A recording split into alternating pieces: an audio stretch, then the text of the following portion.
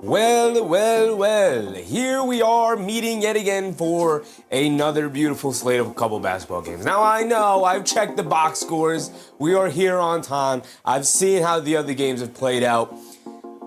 I think we have the two best games of the night, so I think we're going to be in for a couple of good basketball games here. I'll tell you what, it's a good thing we missed the first two because they weren't very fun to watch, very exciting at all. So, we are here, tuned in for a good basketball game with the Orlando Magic, taking on the Detroit Pistons, game one. Let's start the show.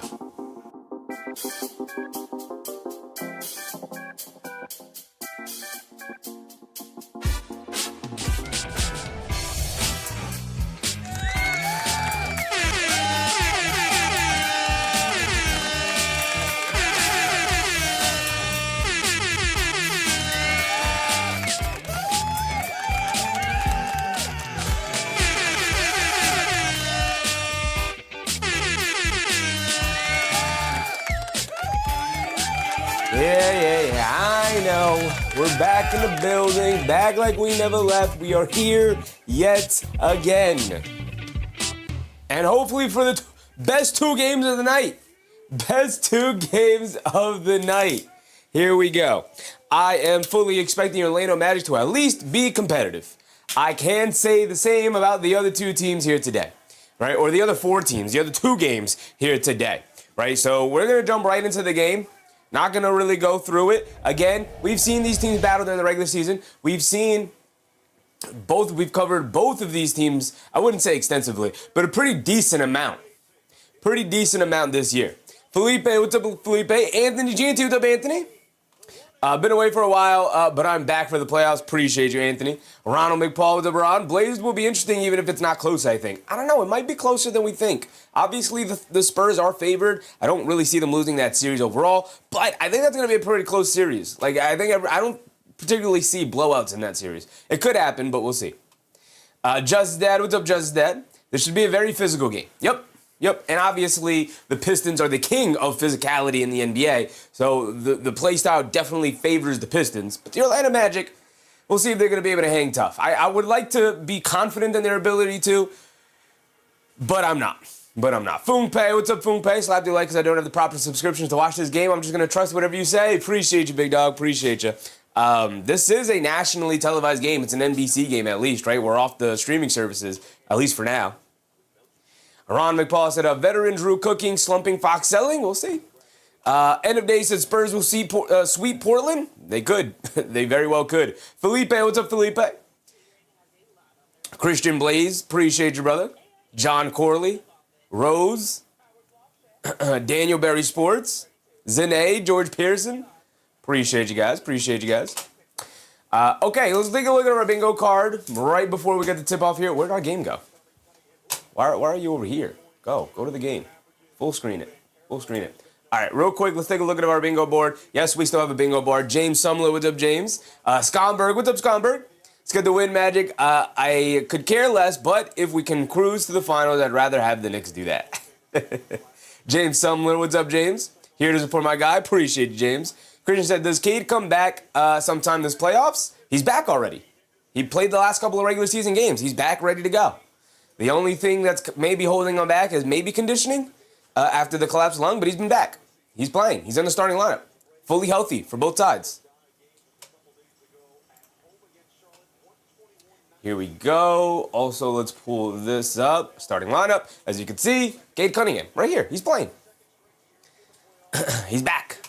Back like he never left. Honestly, the Pistons survived the Cade Cunningham-less stretch there.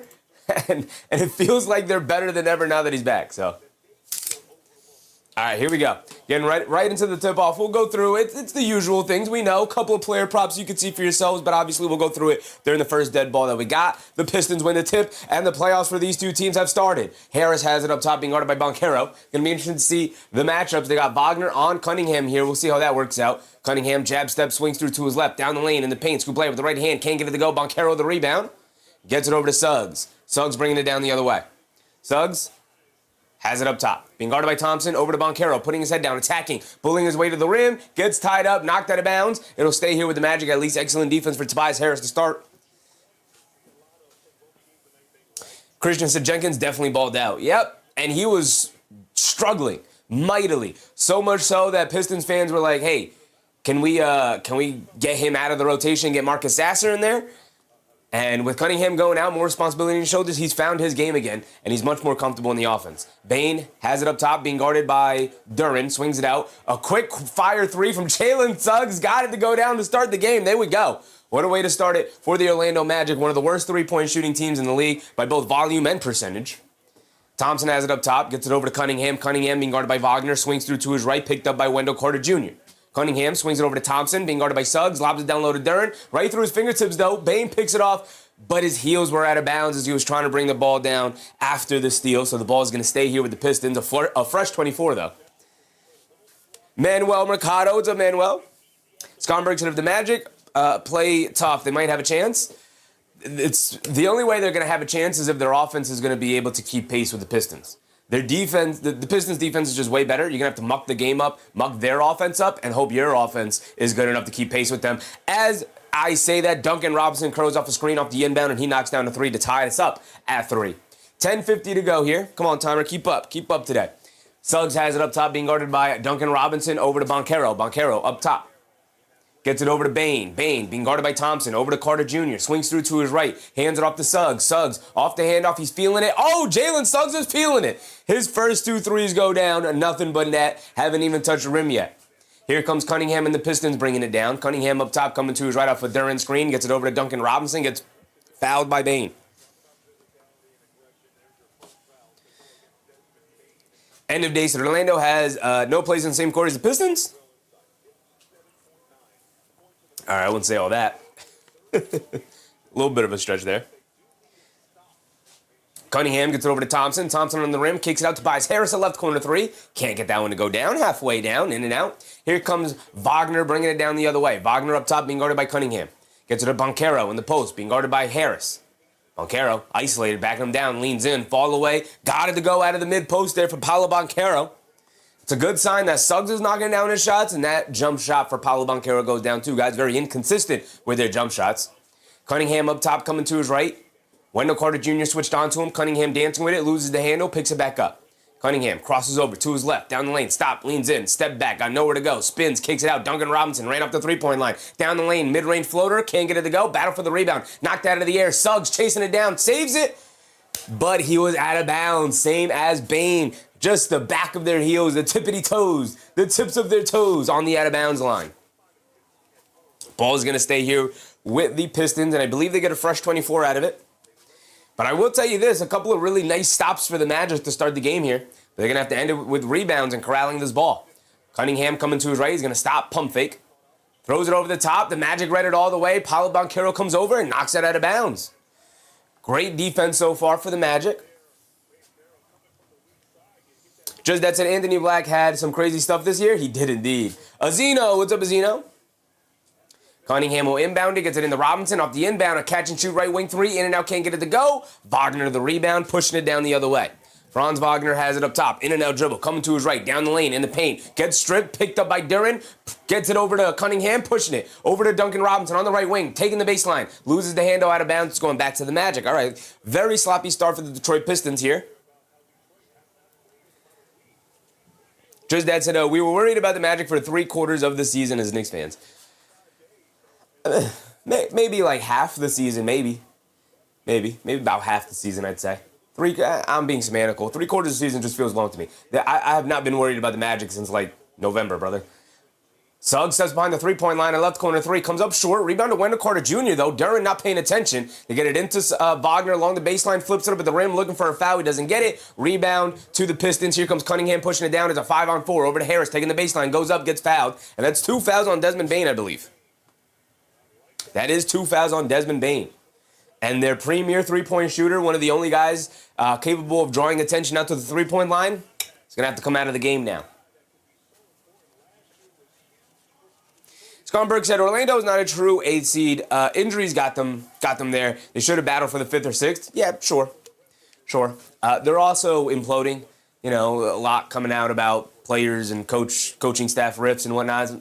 Does not equate to a team that is going to be able to figure it out. But I tell you what, that winning heals all. And that win against Charlotte must have felt very good. And here they are, battling the Pistons right now. Harris knocks down the first free throw. So anything could happen. Maybe they've made amends. Maybe they just got into a room together and figured it out, and they're primed and ready to go. Because like you said, they had been dealing with a ton of injury issues, and now fully healthy, they're rearing to go. So maybe they figured it out. Suggs kicks it out. Banchero, he'll fire up the three. The daring him to shoot it. He obliges and he knocks it down.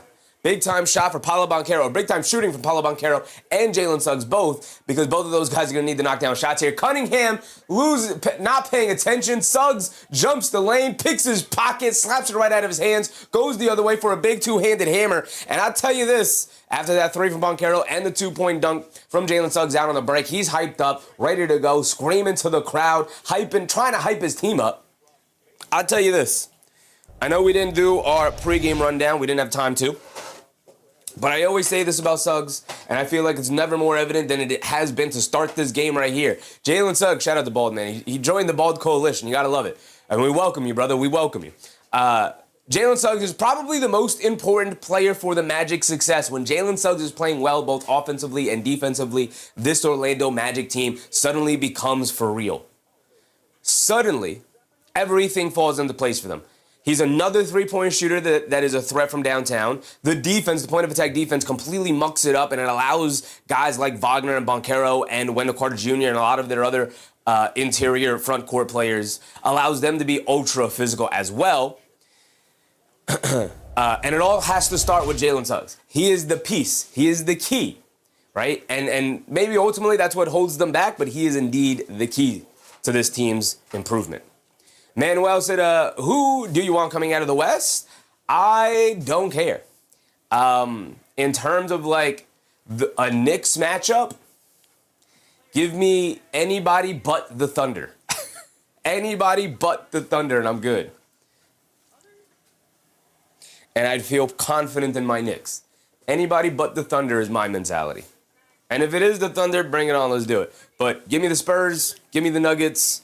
Knicks got a pretty good chance against those teams. Not to say that we destroy those teams. We match up so well with those teams. It's like, no, I've just seen the Knicks beat the Spurs. I've seen the Knicks beat the Nuggets. They know what it takes to beat those teams. I think they're much more evenly matched with those teams as opposed to the Thunder, who I don't think anybody's particularly well matched against them. Just that said, OKC is not fun. Yeah, the Phoenix Suns. It's not that the Phoenix Suns didn't know that. They definitely did. But the Phoenix Suns are facing it full on right now. Azino said, I saw you rocking with the Magic on this. It don't really matter to me. I mean, as a Knicks fan, it'd probably be better for my team if the Magic were able to beat the Pistons in the series, but I don't think that will happen. The Pistons are the best team in the East, and kind of decisively as well, by far. Just that said, last year was our chance to get OKC. Yeah, maybe. With the way they played in the finals, maybe. Oh, Zeno's talking to the Fleas? Gotcha. My bad. Here I go again in the middle of other people's conversations in the chat. My bad. Sons Jen said, Shea eating a chicken salad sandwich with one hand, dribbling the ball with the other, checking his phone. I did not watch any of that game because we had something going on. But I was checking the score, and then once it like kind of blew open pretty early in the game, I was like, yeah, that one. It's a good thing we didn't have to watch that one. Who was guarding him, Sons Jen? Who? Dylan Brooks? Is that who they put on him? The Flea said, same as Sheffy, I'm a Knicks fan, but I hate the Pistons. The problem with the Pistons is that I really like their team. I really like their players. I liked all of them coming out of the draft. But obviously now they got beef with my Knicks, and so now I got to sit here like, come on, man, I can't. now I got to pretend to hate this team? I actually really like their players. User, what's up, user? The Knicks aren't afraid to play anyone. Detroit or Celtics only can beat us. Only can beat us is us. The only team that can beat us is us. Sure. Afraid is always the wrong term. I don't think any team's afraid of any team, but. Tobias Harris misses a left wing three as we come out of the timeout. Here comes Orlando. They can build up a double-digit lead. Suggs up top. Gets it over to Carter Jr. Over the top pass to Suggs. Suggs on the right wing. Hands it off to Banchero. They leave Bane in the game, by the way, with the two fouls. Carter Jr. throws a terrible pass to Banchero. Almost turned it over, but Bane able to get it and knock down the fall-away mid-range shot over All-Star Thompson, who's hanging all over him. Cunningham has it on the left wing, coming to his right off a double screen. They throw the lob up top to Duren. Suggs comes over and turns it and knocks it out of the air. Jalen Suggs, an incredible offensive and defensive game here today. Wagner down the lane, layup and one. And the Orlando Magic are treating this Detroit team as if they're the Charlotte Hornets right now. My goodness. Jalen Suggs has spent weeks, days, hours watching film on this Pistons team because he is reading their sets constantly here. He knows exactly where Cade Cunningham is looking. He knows exactly when he's going to be looking to pass that ball. Cunningham is throwing it up there to Duren, and Suggs is coming over multiple times now and just knocking it out of the air. Wagner rattles in the and one free throw. It's 18-5. 7:30 to go. Cunningham brings it down. It's only a 13-point game, but this is an incredible start for the Magic. I expect this to be a very close contest. Duren hands it off to Robinson over to Cunningham, and Cunningham gets them back on the board, knocking down the three. There you go. You're going to need your star to dig you out of this one, and then everybody else is going to be able to come along. Banchero on the left wing gets it over to Wagner. Wagner gets it over to Suggs. Quick cash and fire. He's feeling it. Way off on that one. All right. A little bit of a heat check shot. Don't love that. Here comes Thompson bringing it down the other way. He's got Wagner on him. He's going to look to attack. Stop, turn, spin, in the lane. Picks up his handle. Throws it up with the right hand hook. Can't get it to go down. He's looking for the foul. He doesn't get it. Wagner picks up the rebound. Wagner pushing it. Coming to his right. Nice hesitation move. Now he's going to look to attack Duncan Robinson, and a foul on Duncan Robinson. That's his second foul, I believe. Their best, most competent shooter now with 2 fouls. But they've kept Desmond. Oh, no, Desmond Bane is now subbing out of the game. There he goes. Also, Wagner comes out. De Silva comes in. Anthony Black comes in. Kevin Huerter is going to come in, and a decent shooter, but not the shooter that Duncan Robinson is. Just that's a Mets lost 10 in a row. That's pretty crazy. Ahmed, what's up, Ahmed?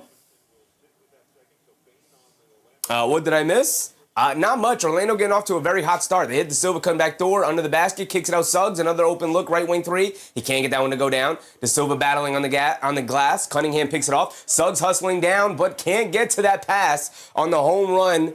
Hit ahead from Cunningham to Thompson, and a two-handed slam from Thompson. Just like that is back to 8. They get it into Anthony Black, bringing it down the other way. Black on the right wing, picked up by Harris. Up top to Paolo Banchero, being guarded by Cunningham. Banchero, pass fake, driving to his right, stops, has Cunningham in the post, backing him down, backing him down, backing him down, backing him down. Stop, pump fake, fall away. Got it to go down for Paolo Banchero, and he gives him a little bit of this. All right, we're good. We'll calm down. Let's get our buckets. Let's chill. I like it. I like it. Calm, cool, and collected is exactly what you need from your leaders here for the Orlando Magic. They get it over to Cunningham up top, coming to his left. Another pull-up three for Cade Cunningham. Comes up short on that one. Big, strong rebound from Paolo Banchero, pushing it the other way. Banchero up top, hesitates. Now he has it on the left wing, dancing with it against Harris. Stops, turns, spins in the lane. Gets fouled. He's going to the foul line for 2. And you want to talk about a team being more physical than another team. Obviously, that's usually something, a signifier we give to the Detroit Pistons going against their opponents. The Orlando Magic here tonight are bullying a little bit the Detroit Pistons. Now, I expect the Pistons to wake up and not allow that to happen for the remainder of the game. But this is a fantastic start for the Magic. Hopefully, they can continue this run here and give the Pistons a run for their money. Banchero at the foul line for 2 free throws. Zeno said Wendell Carter Jr. has a potential in the Bulls days, but management and the Bulls don't believe in him. Listen, if there's a player that hasn't broken out yet who's on a tanking team that is poorly managed and you're a team looking to turn around, go ahead and trade for that guy. Go ahead and trade for that guy. I'm looking at Daniel Gafford. I'm looking at Rui Hachimura. I'm looking at Denny Avdia. I'm looking at Wendell Carter Jr. All either stars or high-level role players or starters. All coming from tanking teams who did not know what they had because they're poorly run. Banchero knocks down both free throws. Cunningham bringing it down. They lob it over the top of Duren. Catches in the paint. Goes up. Gets swatted by Jalen Suggs, who continues to dominate the game defensively. Anthony Black bringing it down. Gets it over to Suggs. Jab step, step back, pump fake. Over to Banchero. Back to Black. Black coming to his left. Off the Banchero screen. Kicks it out. Suggs catches, fires, knock me down. Can't get it to go. Rebound to Kevin Huerter. And Huerter gets it over to Thompson. They're off and running. Pushing the pace. Thompson coming to his right. Leaves it off. Huerter puts up the 3. Got it to go for Kevin Huerter. Big time shot. If there's anybody they need to step up, Kevin Huerter is a huge one. because they need another three-point shooter outside of Duncan Robinson. Suggs coming to his left off the Carter Jr. screen, blows past his defense, kicks it in the corner. Black, extra pass. Banchero, cross-court pass to Silva, left wing, pump fakes, trying to blow past Cunningham in the lane, kicks it out to Black, extra pass to Suggs. Another quick fire shot for Suggs. He can't get that one to go. And after knocking down 2 quick threes, a loose ball. Suggs dives for it, gets it over to the Silva, over to Banchero. Jalen Suggs all over the court right now. If only he can knock down his open shots. Banchero has it up top, waving everybody through. He's got Kevin Huerter switched onto him. And Paolo Banchero is going to dance with it. Coming to his left, sidestep, pump fake, no look pass, cross court. Anthony Black, right corner 3, wide open, can't get it to go. And the worst shooting team in the league starting to come back down to earth, missing a lot of open shots right now. Here comes Cunningham, lobs it down low to Stewart, being guarded by Suggs, and they call a foul on Jalen Suggs. Chaos Kid, what's up, Chaos Kid? Christian Blaze at 3 stocks for Suggs. Does he already have 3 stocks? I think he already has 3 stocks, right? We'll keep track of it. But also, where's this? I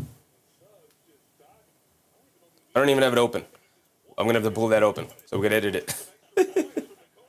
What an incredible start for the Magic. But again, let's see if they can keep it going. Magic versus Pistons. There we go. We'll keep that open. Duran over to Cunningham. Kicks it in the left corner. Wide open 3. Isaiah Stewart. He can't get it to go. Rebound to Banchero. Bringing it down. Banchero up top. Coming to his left. Pulls it out. Picks up his handle. Inside to Anthony Black. One dribble. Lobs it up. And a 2-handed slam for Wendell Carter Jr. Magic doing a really good job of generating nice looks. But they haven't been able to take full advantage of their open threes. See if they can continue to do it. They're going to have to continue to lock in defensively here. That's going to be their bread and butter throughout the series. Instead, Cade Cunningham gets all the way to the rim for the scoop layup. Beautiful move. Suggs quickly trying to drive it down the other end. Leans in. Floater. Got it to go. And another and one opportunity for the Orlando Magic here tonight. Jalen Suggs has come out a man on a mission. I don't know what has gotten into him. This is not the Jalen Suggs we saw in the play-in tournament in both of those games. He has been incredible tonight. Just locked in, ready to go. And this is the Jalen Suggs I thought we would be getting. This is why I crowned him as the most important player for the Orlando Magic, because he's capable of doing things like this. All right, I got to turn this heat off now.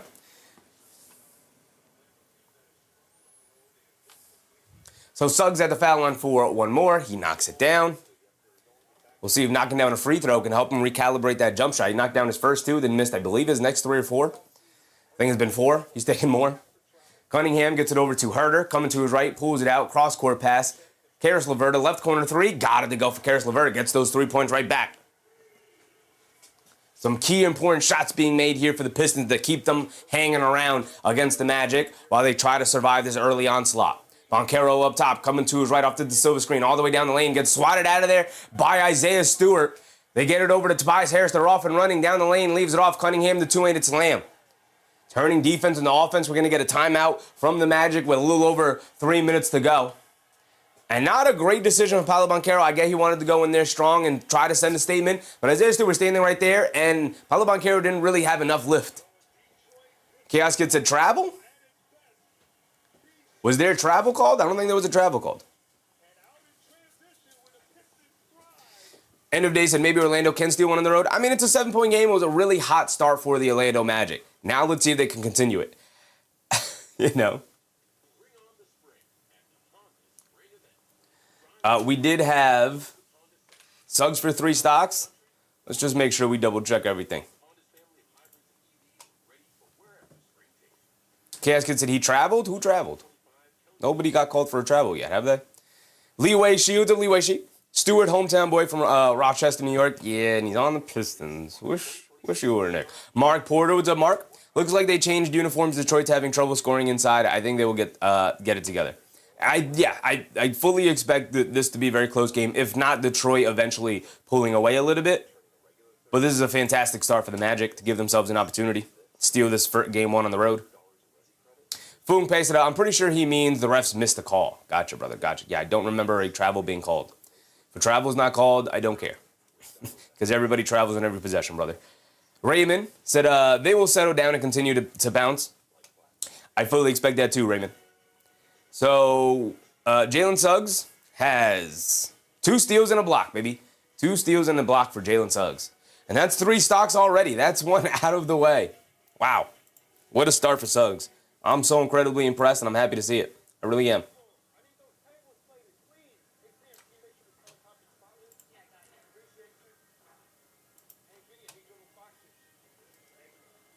And there we go. We're updated for 3 stocks already. Anthony G&T said, time for Paolo to get respect. I still like this kid. He's really good. He's never not been really good. He was overrated for like a year there, where people were like, "Oh yeah, next face of the NBA, future MVP of the league," and everybody was like, "All right, he's not that." And then it went a little overboard because he's struggled, particularly this year in the absence of Wagner as well. He struggled this year, a really down year for Paolo Banchero overall, and the pendulum swung too far in that direction when people are like, oh yeah, so Paolo Banchero sucks. Yeah, they should Trae Young him in the sense that they should trade him just for pieces. And it's like, no, he also doesn't suck. He's good. He's gonna make a couple all NBA teams throughout his career probably. He's gonna be a multi-time All-Star. But, that's about it. Nixon NYC, what's up, Nixon?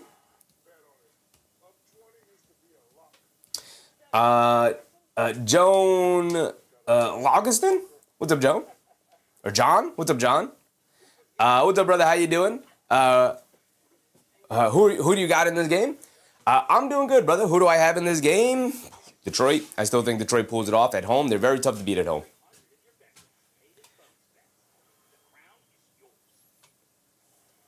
Nixon said, living great after game 1. Absolutely. Muhammad, what's up, Muhammad? Paolo was good, but mightily overrated. I think he was overrated for a while, which is why the pendulum started to swing the other way, and then I think it swung too far that way. He's good. He's good. Still, he's learning how to be great, is how I'll phrase it. Super TGB, what's up, Super? Watch Detroit by double. Watch Detroit by double digits? Probably very well possible. Bane down the lane, can't get the floater. Battle for the rebound, Bataze in the paint. They knock it out. De Silva, right corner 3, can't get it to go. Rebound by Isaiah Stewart. They are the worst shooting team in the league, this Orlando Magic team, and now they're missing very makeable threes, and it's hurting them. This is why they were in the play-in to begin with. Cunningham bullying his way down the lane, gets the foul call. He's going to the foul line for 2. End of day said, my money is on Orlando. My Celtics will win it all. We'll see. June Bug Spade. What's up, June? He has been playing scary ever since he pulled his oblique. Paolo? Yeah, I mean, the thing with Paolo Banchero, he's got to get a consistent jump shot, whether it's out of the mid-range from three-point range. A consistent jump shot has to come to, or he's just got to stop shooting them, because he's by far the worst jump shooting player in the NBA entirely. David Osh Jr., what's up, David? Joseph, what's up, Joseph? Cunningham knocks down the first free throw. He's got another one coming. Cade Cunningham goes 2 for 2 from the foul line.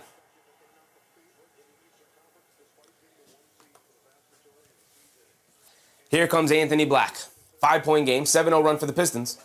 Wagner has it up top. Coming to his left off of Bataze screen. Driving it down. Picks up his handle. Cross-court pass. De Silva, right wing. Back to Wagner. Catch. Pump fake. Drive to his right. Great cut off by LeVert. He's going to drive it to his left. Throws up the floater. Falls. Hits the floor. Rebound by LeVert. And here comes LeVert pushing the other way. Great defense by LeVert on Wagner there. They get it over to Cunningham. Crosses over down the lane. Ball knocked out of his hands. Picked up by Bane. We're pushing the other way. Bane is going to go down the other way. Lefty layup. Got it to go. And here comes Cade Cunningham and the Pistons quickly trying to push it the other way. Hit ahead to Tobias Harris along the baseline. Goes up against Bataze. Gets the layup to go against Bataze. Bataze, very good rim protector and shot blocker. And Tobias Harris rises up and goes right through his chest for the lay-in. They get it over to Anthony Black. Kicks it out to Wagner. A left corner 3 from Franz Wagner. Can't get it to go. Bataze knocks it out to Anthony Black. He fires up the 3. Way off on that one. Long rebound to LeVert. And now here comes Cade Cunningham pushing it down the other way. Cunningham, quick crossover to his left. In the lane. Shoves it over to Stu Stewart. Knocked out of bounds. And knocked out of bounds by Bataze. No foul called. So what I was waiting to see. Nick, Yak, what's up, Yak? Only if Orlando can shoot. Yep. The biggest hurdle that the Orlando Magic are missing, and it is one of the biggest, if not the biggest, offensive hurdle any team could possibly be missing, is knocking down the perimeter shot.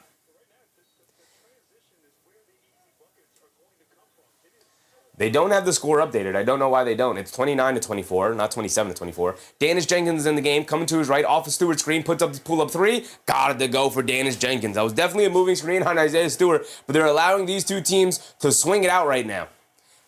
Here comes Anthony Black bringing it down. Picks up his handle. Gets it over to Bane. Bane on the right wing. Bane gets it over to Bataze. Bataze being guarded by Stewart, gets fouled, and they're in the bonus, so that's 2 free throws for Bataze here with a little over a minute to go. Just that's a 2 for 2, now 3 for 12. Their three-point shooting? Yup. It's tough. Joseph said Spurs versus Trailblazers is going to be good. I hope it's going to be good. I fully expect it to be good. I hope so. Nazalan, what's up, Nazalan? Pistons will win easily? I hope not. I fully expect the Pistons to win this. I hope it's not easily. I want a good basketball game here.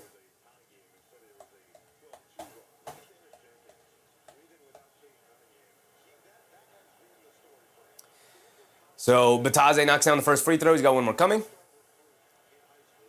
Bataze knocks down both free throws. 4-point game. A minute to go in this first quarter.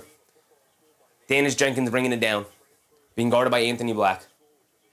Jenkins dancing with it. Coming to his left. Over to Harris. High post. Left wing. Being guarded by Franz Wagner. Jab step. Coming to his left. Spins to his right. Fall away jumper out of the mid-range. Can't get it to go. Bataze knocks the rebound loose. Picked up by Franz Wagner. He gets a running start. Bringing it down.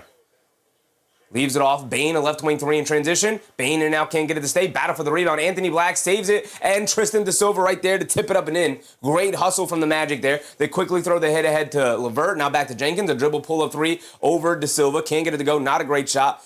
Bane picks up the rebound. Gets it over to Franz Wagner. Who'll bring it down the other way.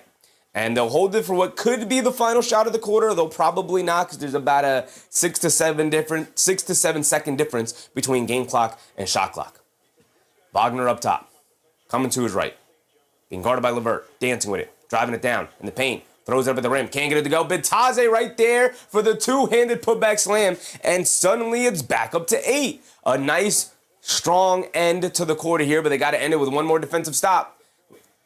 Dennis Jenkins down the lane. Lefty layup. Can't get it to go past Bataze. A rebound by Anthony Black. A three-quarters scored heave. Not even close. And that will end our first quarter right there. 27-35. An 8-point lead for the Magic. And here's the thing.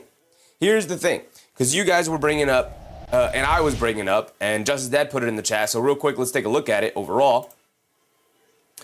Their three-point shooting. So they started 2 for 2. Jalen Suggs hit the first 2 threes of the game. He was on fire. It felt like, oh, snap. Oh, no. Yeah, it felt like, oh, snap. This is going to be a crazy game. Not too long after that, they missed about another 3 or 2. And then Paolo Banchero hit a 3. And those were their 3 threes. And then they missed the remainder of their threes that quarter. Like 7 or 8 threes they missed, right? And they still walk out with an 8-point lead and 35 points in that first quarter. Pretty impressive offensive quarter there for the Orlando Magic. For a team that has consistently struggled offensively this season, that's a very impressive first quarter for the Orlando Magic. Now they're going to have to continue to play that way the remainder of the game. We'll see if they can keep it up. But I will say, you can also look at their defense, and their defense was also really good, particularly to start. Shout out Jalen Suggs, who set the tone. But if they can continue to hold the Pistons to struggle from the field a little bit, who are also not that great of an offensive team, they're going to have an opportunity here, man. Also, the Pistons hit 5 threes, shooting 50% from three-point range right now. I would say advantage Orlando right now. Obviously, they got the 8-point lead, but I just mean overall in the important stats to start the game. Advantage Orlando. They also have 5 offensive rebounds to their 0.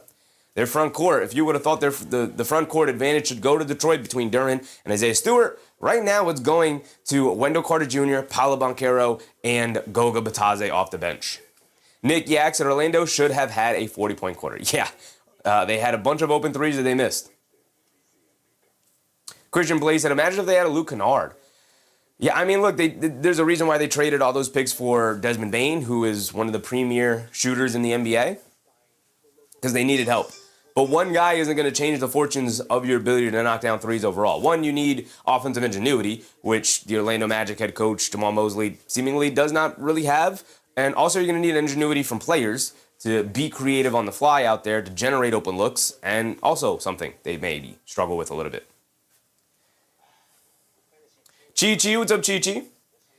Mighty Montrell, what's up, Mighty Montrell? Mark Porter, appreciate you, brother. There was somebody else in the chat I saw. Who did I miss? Johnson, that's my Johnson. What's up, Johnson? Knicks Spurs finals this season would be really nice. I hope. All I could do is hope. Lee Wei-Shi said Detroit's defense is not doing well. That's another thing, Lee Wei-Shi. Detroit will probably pick up their defensive intensity. Good point. Yeah, one of the best defenses in the league in Detroit. Actually, the second best. Well, I think the Spurs actually jumped them at the end there. I think a top 3 defense in the NBA in the Detroit Pistons did not have a very good defensive first quarter. So expect them to clean it up as the game goes on. So that's also advantage Detroit, though, that they can lean on. Gigi said, can this game not be a blowout? That's what I'm hoping for. All the other games have been boring, especially the OKC game with the ref stopping the game every 2 seconds, blowing the whistle. How SGA was like 5 for 16 but had 25 points from the free throw line. I did not have the misfortune of watching that game. Mark Porter said, Orlando this season has played like the best team at times.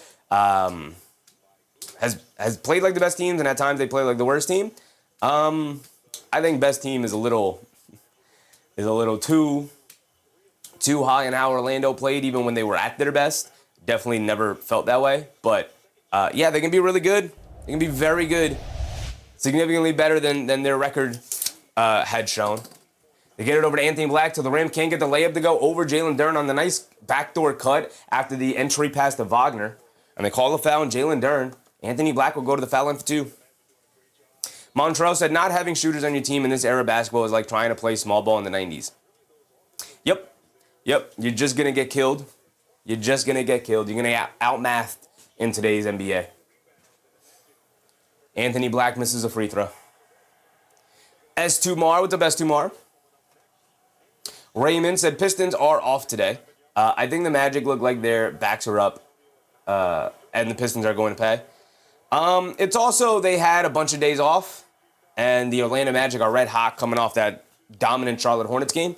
So the Pistons will warm themselves up into the game, and they'll match the intensity that Orlando has brought so far to start. Danish Jenkins down the lane in the paint, gets caught in the air, kicks it out to Holland, extra pass, Duncan Robinson, a left wing 3, can't get it to go off the back of the rim, and they knock the rebound away from Duren. Good job from Bane, over to Carter Jr. Now here comes Bane, up top, driving to his left, blows past Holland, scoop play with the left hand, gets blocked, now rebound knocked into the air. Harris picks it up, one-on-one against Wendell Carter Jr. in the lane, gets fouled, he's going to the foul line for 2. Nice attack for Tobias Harris there. Corp X, what's up, Corp? Pistons showing rust from the layup. The second half will be locked down defensively. Yep, absolutely agree with you. And that was a nice block from Jalen Duren. They're showing the replay there, and the reason why Bane missed that layup so poorly, it's because Jalen Duren actually got a fingertip on it. So there's a block for Jalen Duren there. Tobias Harris at the foul line for 2. It's an 8-point lead for the Magic here, and Harris cutting into it by knocking down that first free throw. Just that, so tomorrow we are on NBC. We are indeed. Ron Tardif, what's up, Ron? Can Orlando keep up kind of efficiency for 3 more quarters? And about the Pistons playing badly for 3 more quarters, I know you're not a fortune teller. Yeah, I mean, the only thing we could do is speculate. I assume that as Harris knocks down both free throws, I assume the Pistons will play better and Orlando will come back down to earth, particularly offensively a little bit here. But you never know. Black gets it over to Wagner. 35-29. Wagner crosses over to his left. Now coming to his right. Being guarded by Duren on a switch. Over to Bane. Catches. Pump fake. Coming to his left. He's being guarded by Ron Holland. Step back. Fall away. Mid-range. Going out of bounds. Can't get it to go. Battle for the rebound. Knocked all the way out to Wendell Carter Jr. But Ron Holland able to pick it off. Over to Harris. To the rim. Two-handed slam for Tobias Harris. Wow. And there's the defense. Here's the defense showing up for the Detroit Pistons. They cut it back to 4. And here comes Franz Wagner bringing it down. Wagner has it up top. Being guarded by Tobias Harris. Just that's a goaltend? Haven't had a goaltend yet. Wagner coming to his left in the lane. And a foul is called on Tobias Harris. And he's asking for a challenge. Immediately starts asking for a challenge. But I don't think that'd be a good challenge. I heard the whistle blow. I don't think they're going to challenge it. I don't think that'd be a good challenge. Are we having a challenge? Can they stop showing a replay and let us know what was the whistle for? I don't think that would be a good challenge. It's not. He's at the foul line for 2 because I think it was more so of a foul in the body than a foul on the reach-in, which I think he may have gotten the ball clean, but they called a foul in the body, a blocking foul more so. Wagner does knock down the first free throw. He's got another one coming. Fungpei said, do you want to collapse the foul merchantry market, eliminate the Lakers and OKC in the first round? I mean, to be fair to the Lakers, they definitely weren't doing that in the first game because they were missing their 2 biggest culprits of it with Austin Reeves and especially Luka Doncic. Danish Jenkins has it up top. He's being guarded by Jamal Cain. Over to Duncan Robinson. Now over to Duren. Duren hands it off to Harris. Harris steps back, dancing with it. Crossing over to his right, pulls it out, kicks it out to Danish Jenkins. Danish Jenkins directing traffic. Coming to his left. Calling for a screen. He's got Franz Wagner switched onto him. Step back, left wing 3 over Wagner. In and out, can't get it to stay. Carter Jr. with the rebound. Jersey's being grabbed everywhere, nothing called. Bain bringing it down the other way. Bain, inside pass to Franz Wagner in the lane. Lefty push shot, can't get it to go. Rebound knocked away from Jamal Cain over to Jenkins. Jenkins gets caught in the air, leaves it off Ron Holland down the lane. 2-handed slam for Ron Holland out on the fast break. And there are the Pistons. This Pistons lineup right here, supremely athletic, getting downhill. And you guys got to let me know to pull this back up. Bain spins off of Holland, down the lane, in the paint, kicks it out. Wendell Carter Jr., he'll put up the 3 over Holland, and he'll knock it down, nothing but net. They needed another 3-point basket to go down eventually, and they retake that 7-point lead. They're keeping the Pistons an arm distance away so far. 9:25 to go. Jenkins has it on the right wing, driving it down, pulls it back out. Being guarded by Cain. Cain dives for it after Jenkins struggled with the handle, and they call a foul on Cain for a reach-in.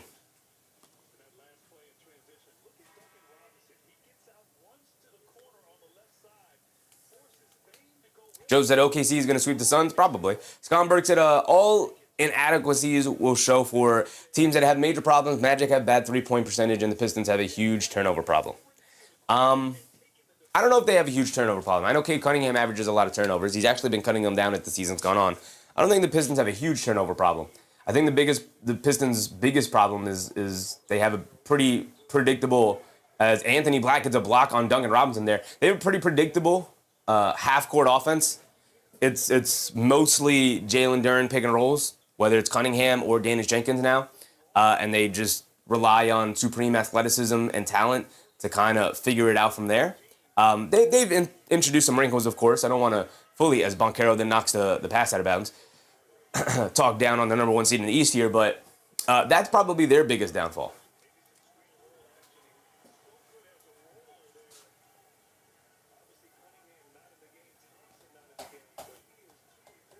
Gomberg said Pistons were close to the top of the turnovers in the league all year. Were they? And it's a foul on Anthony Black. I thought they were a low turnover team, but they did have Cade Cunningham turned it over a lot.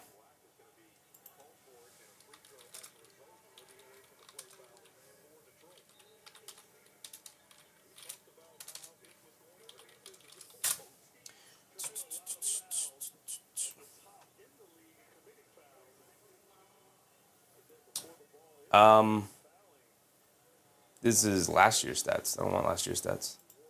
No, this is this year's stats. The technical foul? Technical foul was called?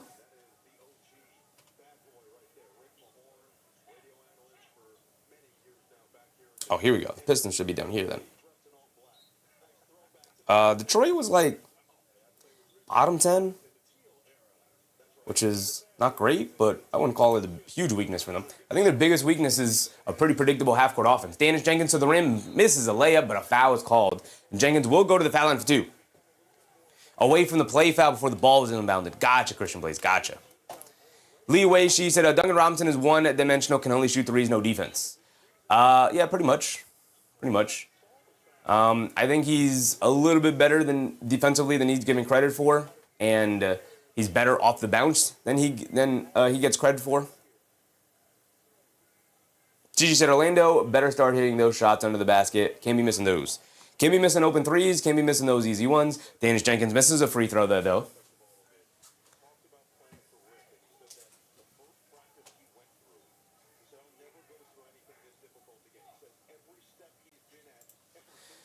Danish Jenkins misses both free throws. Suggs with the rebound. It's another hit for the bingo card.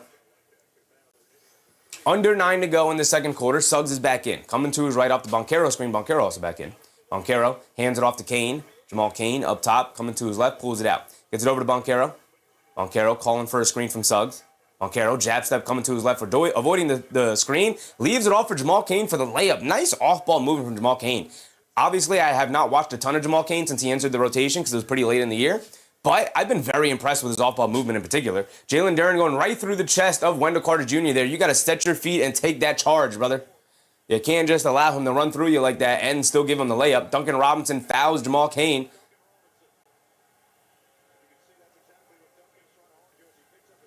And that's 3 fouls on Duncan Robinson. That's 3 fouls on Duncan Robinson. Cade Cunningham's going to check back in. Obviously, their most dangerous shooter. That's not great. That's not great.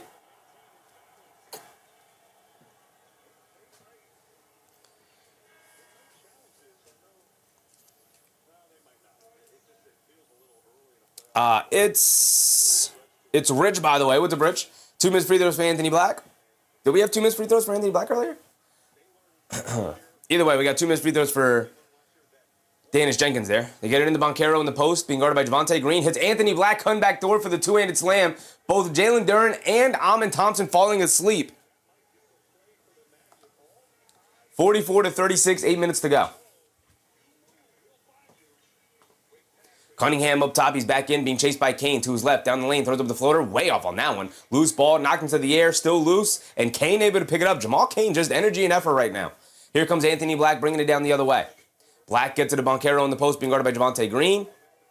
Banchero, cross-court pass, Kane right through his fingertips, but he's able to pick it up, gets it out to Suggs. Suggs coming to his right, off the screen. Suggs, a pull-up 3 over Cunningham. Jalen Suggs in and out, can't get it to go. Rebound for Danish Jenkins, and they call a foul on the Pistons now. Jamal Kane just making things happen, man. He's just making things happen right now. Rose Pierce at SGA 17 free throws. It's what he does. That is what he does. We had 2 missed free throws here. Fill that in.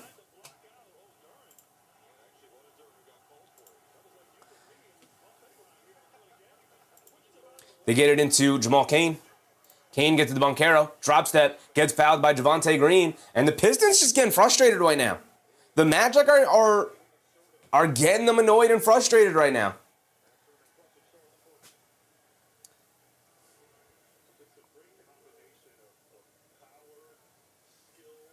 Joseph Taylor said, I feel an upset coming Orlando about to pull a magic trick.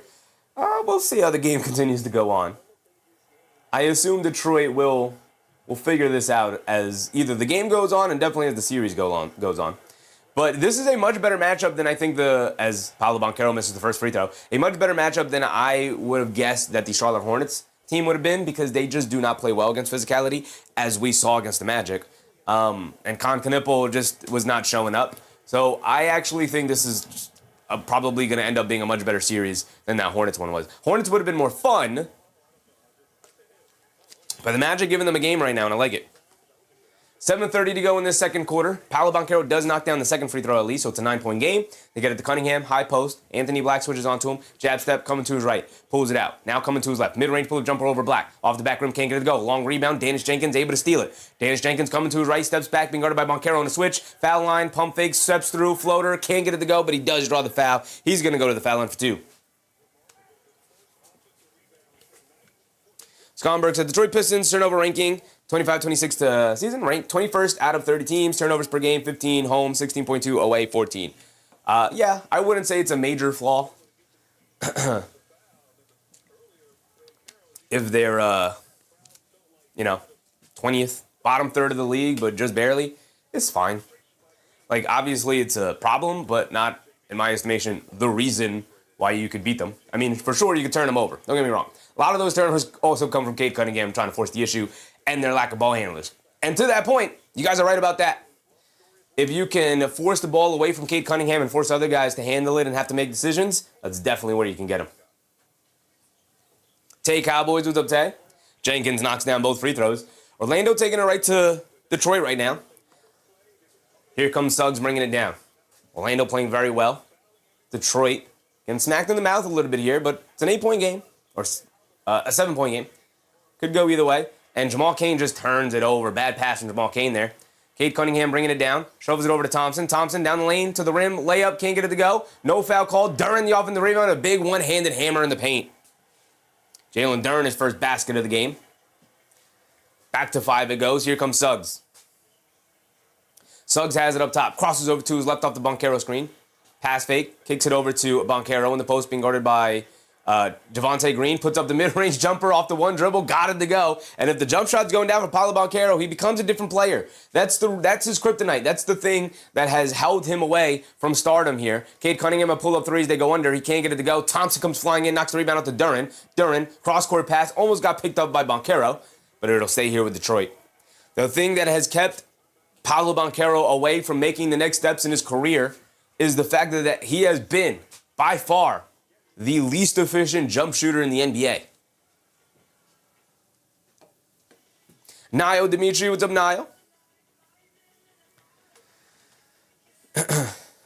Sconberg said, the worst is 16.2, one turnover away.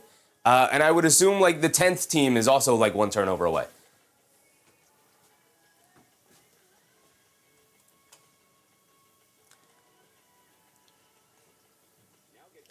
Bump, bump, bump, bump.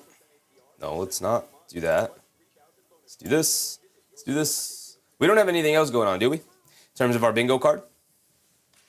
Yeah, check for me, Sconberg. Where are we looking at? Every team is only separated by, like, a percentage point.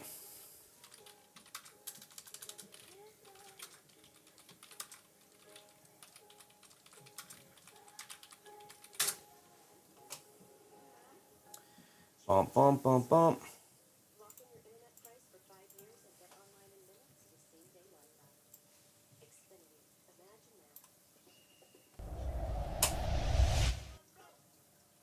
Pistons are in the bottom third here in turnovers. Well, this is flipped, so it's the best. So Pistons are up here in turnovers. They average... Where are the Pistons at? 14.2. If you said they average one more, 15.2, they'd be like in the Wizards, Portland Trailblazers area. They averaged one less, they'd be 13.2, and they'd be in the top of the NBA area. The Knicks average 12.8. So they average about one more turnover than the Knicks. It's not that big of a differential. One more turnover isn't the killer. Obviously, if you can turn a team over, that's one of the biggest indicators of helping you win a basketball game, because the possession battle is the number one thing you want to win in the NBA.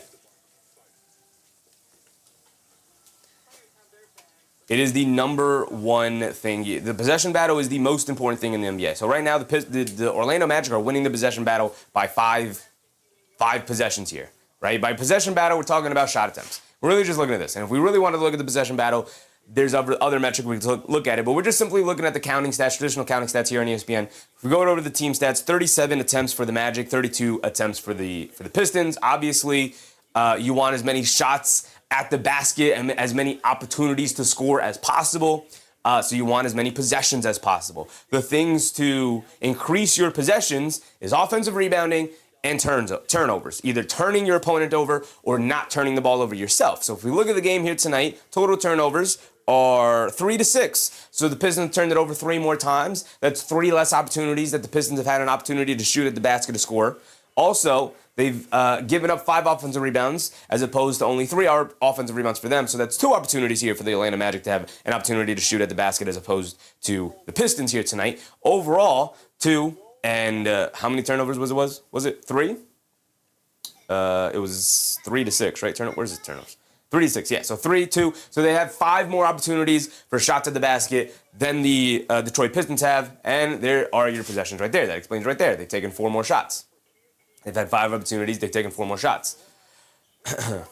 Doesn't always mean you're going to win the basketball game, but it is very important. And then also free throws could also dictate possessions as well. Right now it's 12-11, so about even. About even.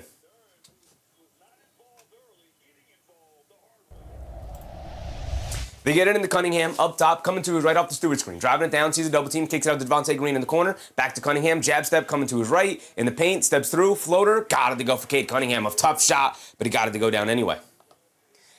And we are Now, under the halfway point of the second quarter here, Jalen Suggs bringing it down. Suggs coming to his left against Thompson. Stops, turns, and spins. Suggs has it up top. Coming to his right up the Banchero screen.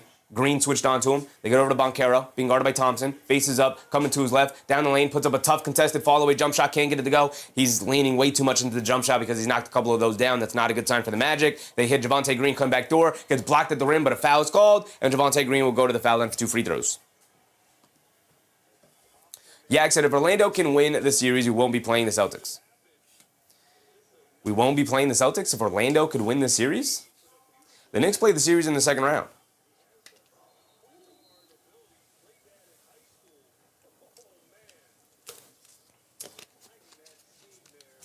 Raymond said, I don't think so. The Knicks can give the Celtics fits. Oh, J.K. Roggs. What's up, J.K. Roggs?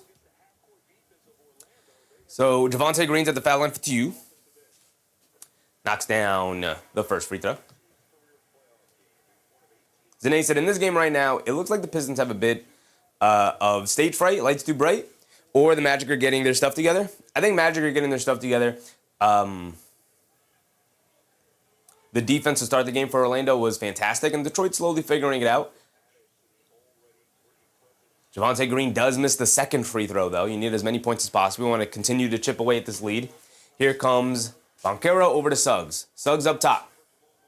Suggs coming to his left off the Banchero screen. Swings it out to Banchero. Up top, being guarded by Herter now on a switch. Almost lost the handle. Kicks it out. Jamal Cain on right corner 3. He can't get it to go. Can't get the friendly bounce. Loose ball rebound picked up by Javonte Green. Here comes Thompson bringing it down. Thompson up top, being guarded by Cain. They get it over to Stewart. Stewart catches, pump fake, slobs it down low to Cunningham. Stops, sees a double team, spins off of Suggs, puts up the fall-away jumper, throws up an air ball from Cunningham. And now here comes Desmond Bane. Bane tries to get it over to Banchero.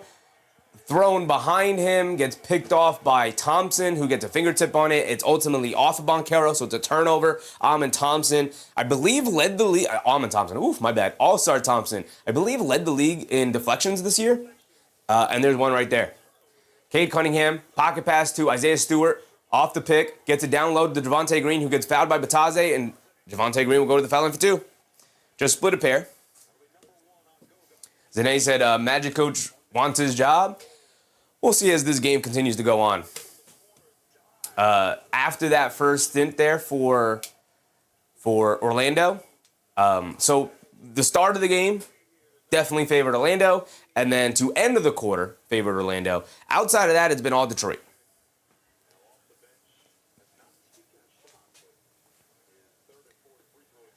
As Javonte Green knocks down the first one.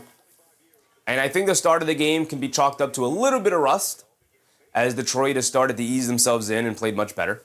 Also, that stretch at the end of the first quarter there that I talked about that Orlando started to dominate, they built up the 8-point lead again, was also, coincidentally, without Cade Cunningham on the court. Javonte Green knocked down the first free throw, knocks down the second free throw. 4:40 to go in this second quarter. It's a 2-point game. 47-45, Jalen Suggs bringing it down. Suggs has it up top. And after a raucous start to the game for Jalen Suggs, it's been very quiet since. Paolo Banchero throws a lazy pass. Green able to pick it off, but Suggs able to chase down Cade Cunningham there. Suggs hit ahead to Desmond Bane. Desmond Bane's going to stop and pop on the left wing for an open 3. He's going to miss it. Rebound, Stewart knocks the rebound all the way out to Banchero. Jab step, down the lane, in the paint. Gets caught in the lane, gets fouled by Isaiah Stewart. And Stewart saying, he hit me square in the chest. And I went straight up. He said, that's clean. They're going to give him the foul. They're going to send Banchero to the foul line for 2.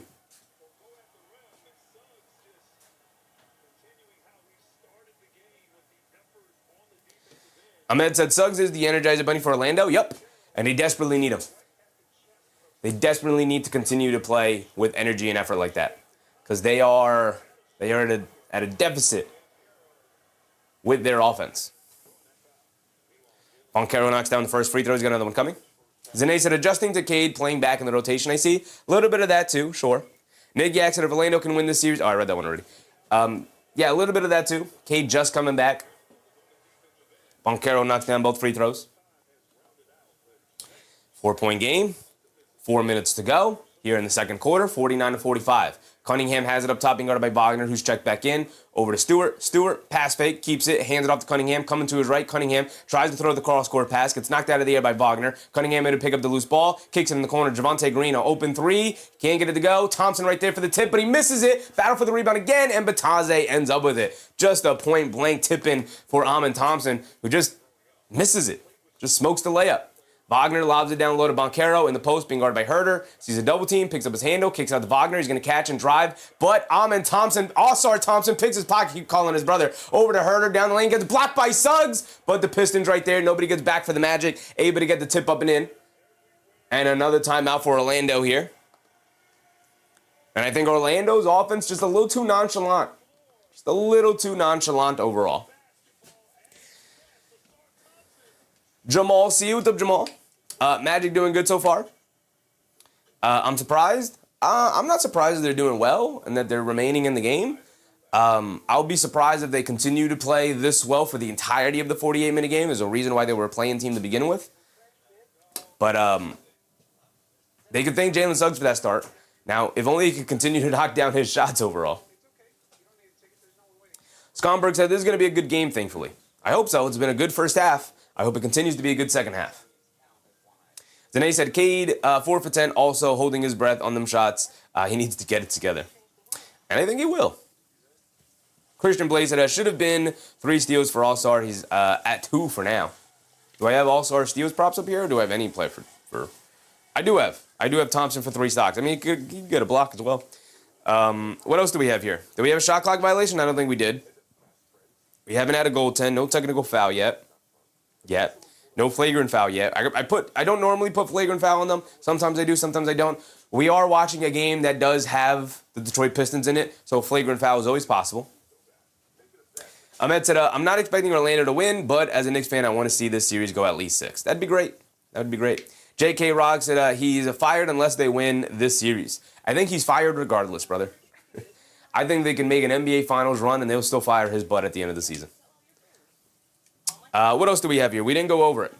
We already converted on 2 missed free throws and Suggs for 3 stocks as he started the game with his hair on fire, if he had any. We have technical foul, goaltend, shot clock violation. We have a double-double from anybody, which Cunningham averages a double-double, so that one seems pretty likely also. So does Duren. We have a failed challenge. We have Cunningham for 30. We have Cade Cunningham for... Cade...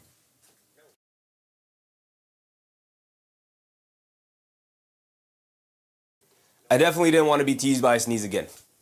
A tech too? We didn't have a tech. We had an away from the play foul. No tech yet. The Flea said, I'm taking the over on Stewart flagrant fouls. Oh, tech too? Yeah. Taking the over on Stewart flagrant fouls and a tech too. Yeah.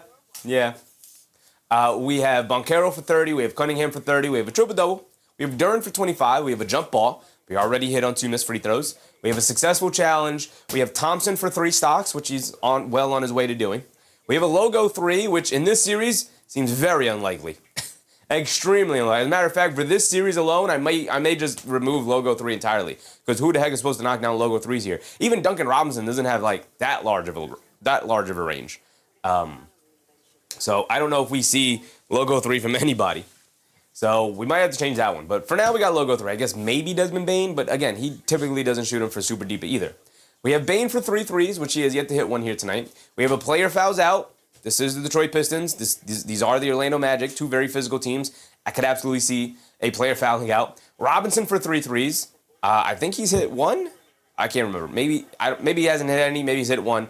But we have Robinson for 3 threes. We have 4-point play. Harris for 15 points. Tobias Harris in the game right now? He's not, but we'll check his props. We have a travel. We have Franz Wagner for 25. We have Anthony Black for 12, 3 and 3 at least. And we have a flagrant foul, like we talked about. Raymond said, what about a fight? I'm not going to put a fight on the bingo card.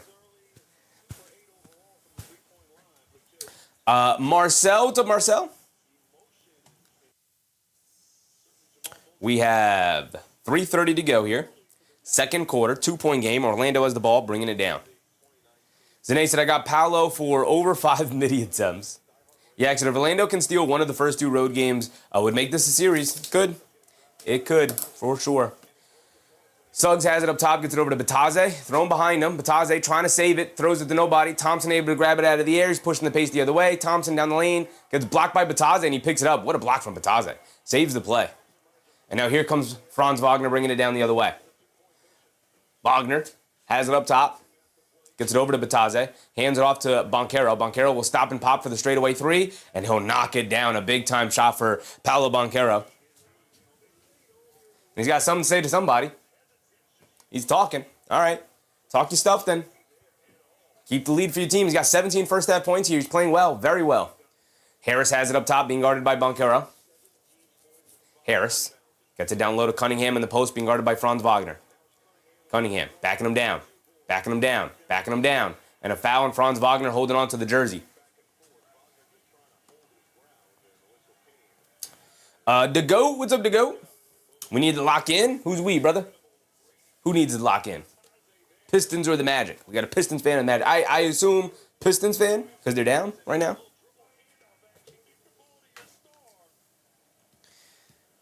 The Flea said Bane's got to step up. Bane has not really done much tonight.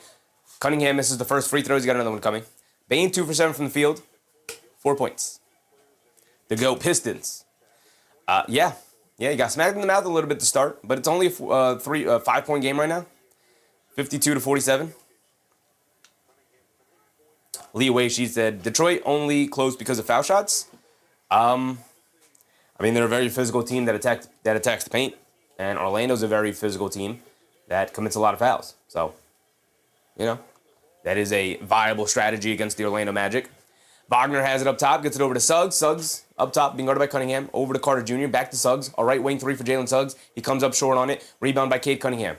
Jalen Suggs, after knocking down the first 2 threes of the game, came out red hot, has gone completely ice cold since. Cunningham coming to drive the screen, leaves it off for Stewart in the lane, gets fouled by Jalen Suggs. That's the second foul on Suggs? Second foul on Suggs. Or that's 3 fouls on Jalen Suggs. And Stewart will go to the foul line for 2. Can knock it back to a 2-point game. DeGo said, yeah, I got Pistons and Spurs and 7 in finals. We'll see. We'll see. They have a tough series here against Orlando, although the Pistons should obviously be able to pull it off as Stewart misses a free throw now too. And then they're going to have a very likely tough series against Cleveland. Detroit does not match up particularly that well against Cleveland. We'll see. And then they'd have to take on either the Knicks or the Celtics, which is also particularly tough. Just to get all the way to the finals? It's tough. It's tough. Wagner bringing it down. Stewart does knock down the second free throw at least. Came up short, but got the nice friendly roll. Wagner up top. He's been very quiet here tonight. Picks up his handle. Kicks it over to Carter Jr. Over to Banchero. Banchero being guarded by Kevin Huerter. Driving to his left. Leans in. Step back. Pump fake. Pump fake. Puts up the mid-range jumper. Why? You have Kevin Huerter on you. Terrible decision-making for Paolo Banchero right now, settling for these jump shots. Down the lane, Harris lefty layup, wild layup attempt, can't get it to go. And when they're pushing 5-on-4 as Harris went into the stands, he's got to hustle back. Wagner up top, driving it down, leaves it off of Paolo Banchero. Terrible spacing and allows Harris to come back. Paolo Banchero attacking, ball knocked out of his hands, a turnover. Now here comes Cunningham pushing it the other way. Cunningham down the lane in the paint, Euro steps, flips it up, left hand, got it to go down for Cade Cunningham. What a move. And we're at a 1-point game here. Suggs bringing it down the other way. Over a minute to go. Suggs has it up top, being guarded by Kevin Huerter. They get it over to Bane. Bane being guarded by Thompson. They put Thompson on Bane, and he's almost completely eliminated him out of the game here today. And Bane settles for a tough fall-away mid-range pull-up jumper. Detroit's defense is forcing, maybe not entirely forcing, but getting the Orlando Magic to settle for these tough pull-up mid-range shots. A pull-up three for Cade Cunningham, can't get it to go down. Here comes Bane pushing the other way. Bane down the lane, kicks it out. Franz Wagner, left corner three in transition, and he gets it to go down to keep a slight lead against the Pistons here, 55-51 with 40 seconds to go here. They get it over to Huerter. Huerter, the straightaway three, looking for an answer. Too strong, can't get it to go. Rebound to Banchero. And Paolo Banchero will walk it down. And they'll hold it for as long as they can. It's about a 10-second difference between game clock and shot clock. Suggs being guarded by Cunningham. The Magic will hold it until it's under 10. Now he'll attack. Coming to his left, driving it down in the lane, kicks it in the corner. Wendell Carter Jr. sets his feet, fires from 3, comes up well short, rebound to Stewart, gets it over to Thompson. Thompson will bring it down. More than enough time for the Pistons here to get a quality shot. Thompson on the left wing, being guarded by Wagner. Gets it to Harris in the post, being guarded by Suggs. Calling for a double team. Stop, pump fake, puts up the fall away jumper. Can't get it to go. Rebound to the Magic and Wendell Carter Jr., and that would be the end of the first half there. And Paolo, Banchero, and Isaiah Stewart had something to say to each other, but here they go. Zane said Suggs is bald, though. Shout out the Bald Coalition. He finally dropped the top. He joined the fight.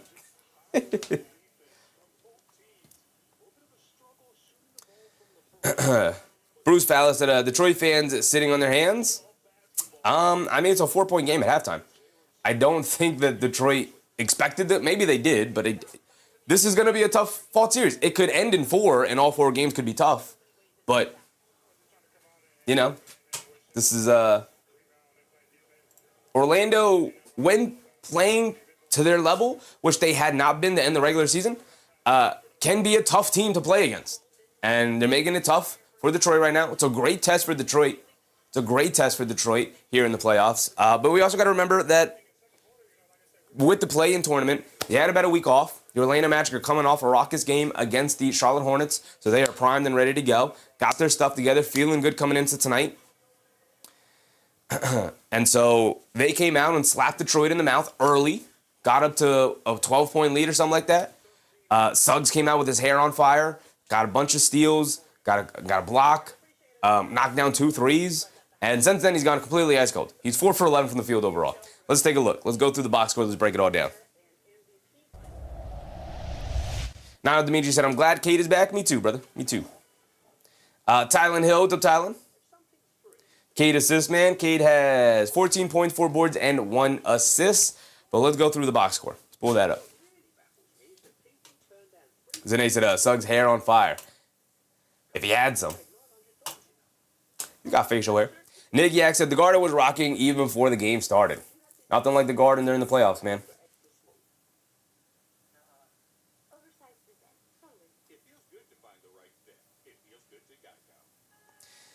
Bruce Fallis said, what's up with the bingo board? No X's?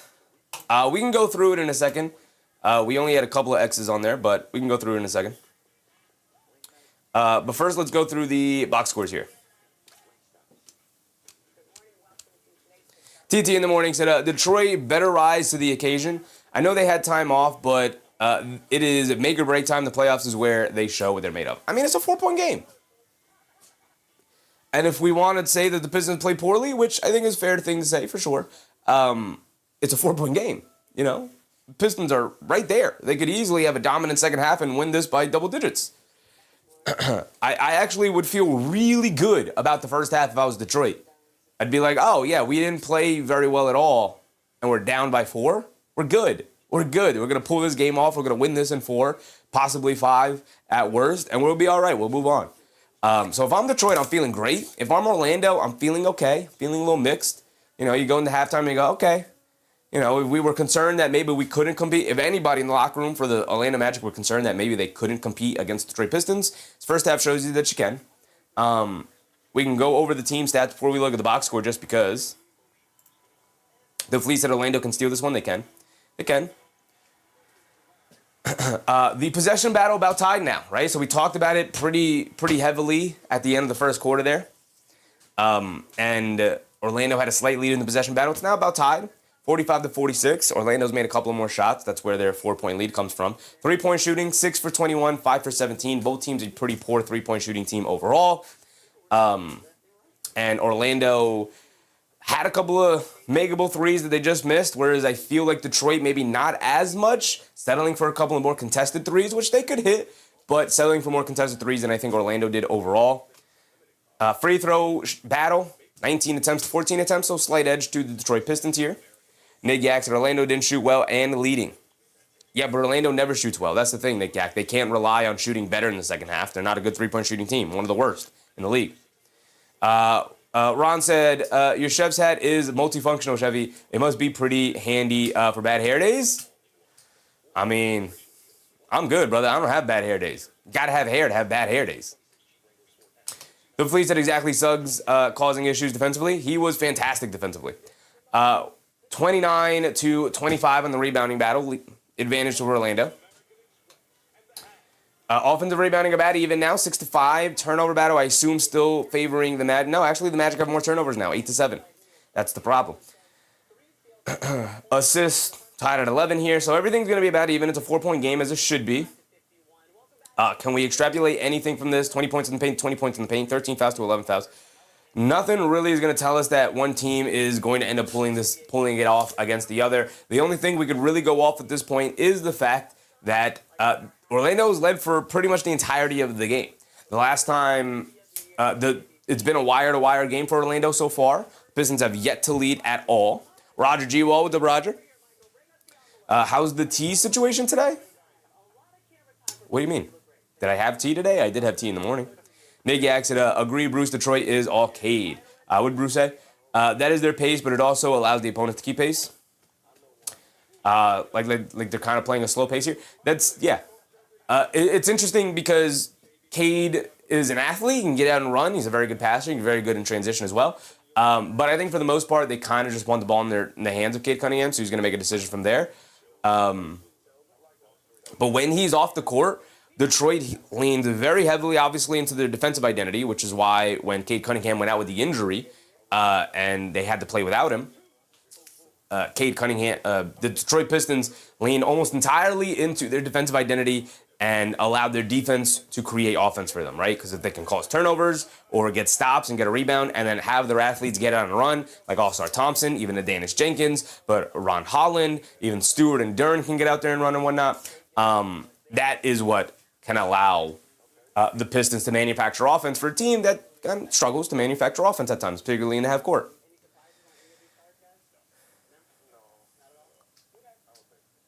Raymond said Detroit plays bully ball more than anything else. Yeah, I mean, when you got a bunch of bullies, you lean into it. Showcase, what's up, Showcase? But with Orlando leading for 96% of the game, Detroit never leading at all during this game. The only other time, the reason why it's not 100% for Orlando is because the other times it's been tied. And earlier in the game, the closest that the Detroit Pistons have been is a 2-point game. It's a 4-point game right now, 55-51 here at halftime. And when you're constantly playing from behind, it could take a lot out of you, right? It could sap a lot of energy out of you. But the Pistons, I think, are built for it. I don't think Orlando is going to hold on to this lead. I think at this point it's going to be back and forth going into the second half. Showtime said, as a Cavs fan, I approve of this series going 6 or 7 physical games. Absolutely, I'm with you. As a Knicks fan, I agree, Showtime. Bruce Fowler said, even if they win this series, which they should, can't phantom enough offensive production to advance much further. Cade needs a knockdown shooter. I mean, they got Duncan Robinson. They went out and traded for Kevin Huerter, who is not a knockdown three-point shooter, but can knock down threes, can get hot from three, so he could help. Justin 23, what's up, Justin?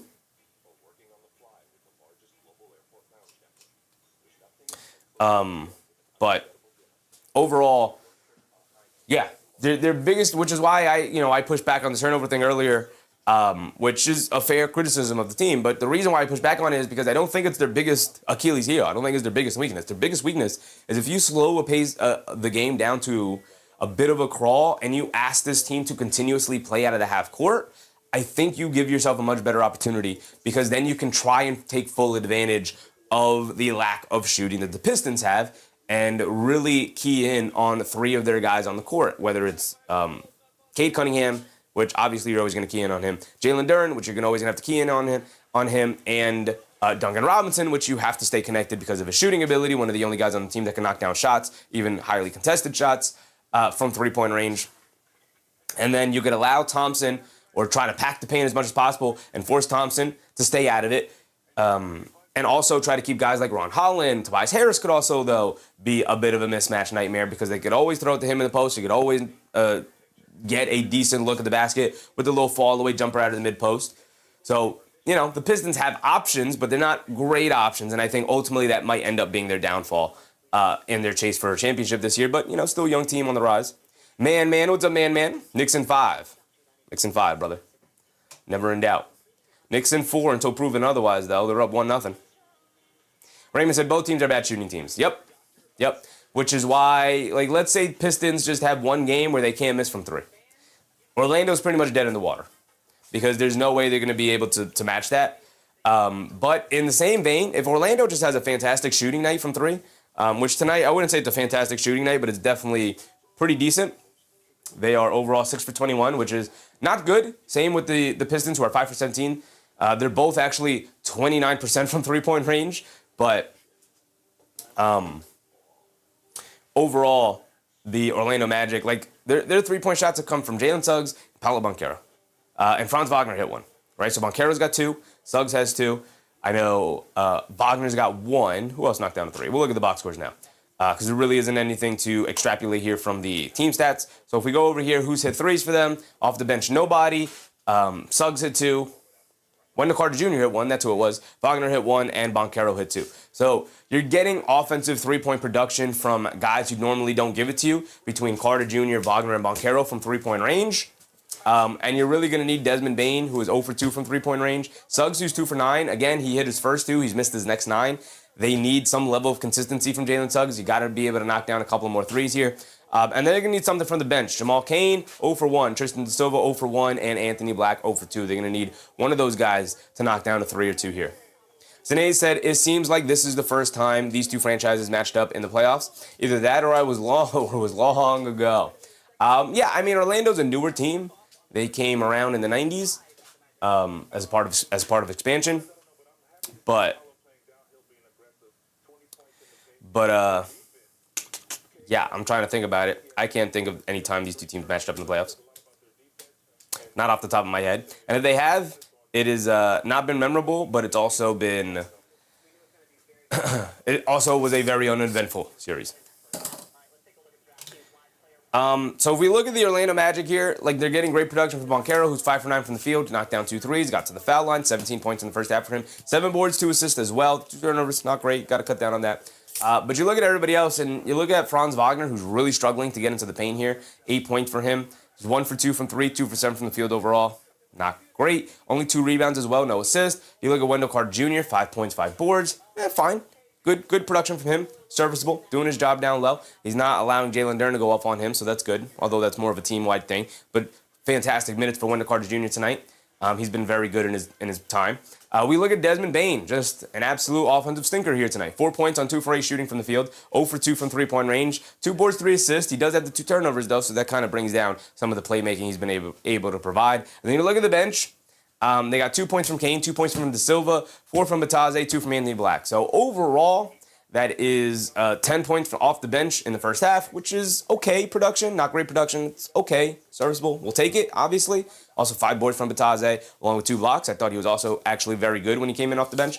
But you're going to need the others to step up in some regard. You need one of these guys to go off and give you decent production, especially with not great production from either of your other stars between Wagner and Bane. So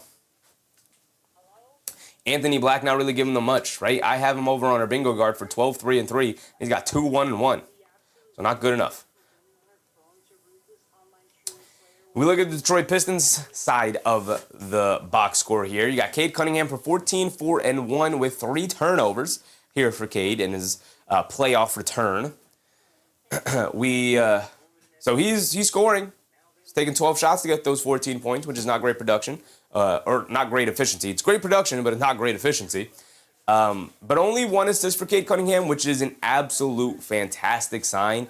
If you could turn Cade Cunningham into more of a scorer and take away as much of his playmaking as possible, that's pretty good spot to be in. You just force Cade Cunningham to make tough shots, and while he's more than capable of doing so, if you pull away any of his other resources and you keep Duren out of it, who's got 4 points, you keep Duncan Robinson out of it, who's knocked down 1 3. He's got 3 points. Tobias Harris got 9 points. A lot of that came out in transition, out on the break. All-Star Thompson only got 4 points, 5 boards, and an assist. He's not a high volume scorer or anything, so you're never really going to see high point totals from him. But doing a really good job. He's 2 for 6 from the field of trying to make him finish over the top, in which case he has not really done so here tonight. Fung Pei said, you thought guarding Mo and Franz was tough. Wait till you get a load of Kurt. Bruce Fowler said, I just want to say this channel has brought a whole new level of satisfaction and joy while watching games. Thank you. Appreciate you, Bruce. Appreciate you, man. What a beautiful thing to hear. Appreciate you, man.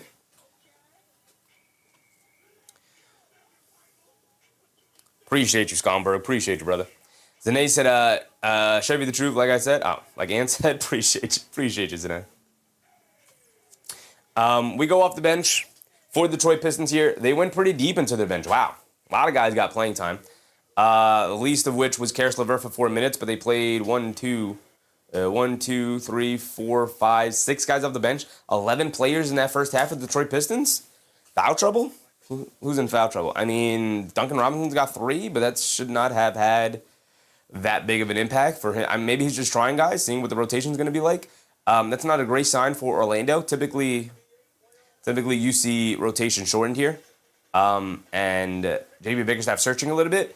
If they shorten their rotation, give these guys a bit of a runway, I think that could work out well for the Pistons.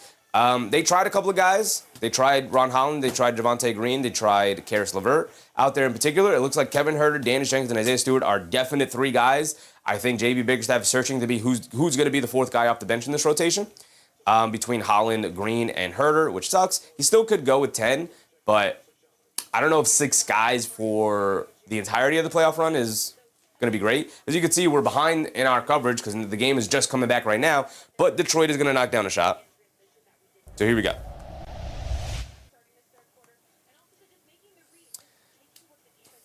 LG production, what's up, LG? MVP of the year, Shea, Gilgeous-Alexander, Victor Wembanyama, and Nikola Jokic. I got Shea personally. Here we go, we're back into it. We know Bane gets it over to Carter Jr., throws up the floater, got it to go down. All right, we knew that was going to happen. It was going to start 57-51. Nuki. What's up, Nuki? Official, what's up, Nuki? I feel like he doesn't want Orlando to win or something. I've been unbiased as possible here tonight, brother. I don't care who wins. It does not affect either of my teams. Duran turns it over. LG Production said Coach of the Year. I got Joe Mazzulla. I think it's Joe Mazzulla and a landslide for me. The year he's had, and what he's been able to cobble together on that team, he's turned like NBA cast-outs into legit role players. Has been utterly fantastic for Mazzulla. They go over to Carter Jr., up top to Bane. Bane dancing around the Carter Jr. screen. Picked up a logo 3, comes up short, battle for the rebound. Harris knocks it away from Carter Jr. Here comes Thompson quickly pushing it down the other way. They lob it down low. Duran catches, turns, gets fouled by Bane. He's going to the foul line for 2. That's 3 fouls on Bane. Nuki said, I got money on Orlando, man. I need this. I'm rooting for you, brother. Duran to the foul line for 2. LG said, should be Shea. I'm with you. I got Shea.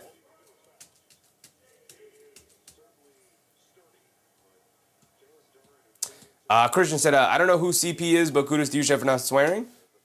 Talking about CP the franchise. My guy over there on Knicks Fan TV. Talking about that CP. Foonpei said, oh man, Cheffy, you're not versed in Marvel, comics, books, movies, video games? What? Those are the things I might be most versed in.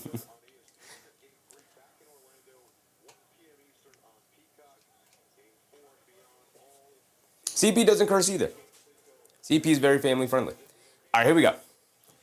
Duran knocks down both free throws. 52-57. Suggs gets it over to Banchero. Up top, being guarded by Harris. Banchero coming to his left, off the Bane screen. Kicks it over to Bane. Catches, swings through to his right. Foul line, pull-up jumper over Duran. Comes up short, but gets the friendly roll. And it took a while, but he got it to go down. Christian said, whomever you mentioned yesterday, I don't know, I mentioned a couple of guys, but shout out to those guys. Different strokes for different folks. Different flavors for different people. Cunningham up top, coming to his left, dancing with it on the left wing. Carter Jr. switched onto him, to his right, in the paint, kicks it out to Robinson, over to Harris, right corner 3, deep in the corner, can't get it to go, battle for the rebound, knocked out of Carter Jr.'s hands, but Wagner right there to pick it up, bringing it down, Banchero in the post. He's got Harris on him, stop, turn, little shimmy shake, got knocked down, the fall-away jumper out of the post.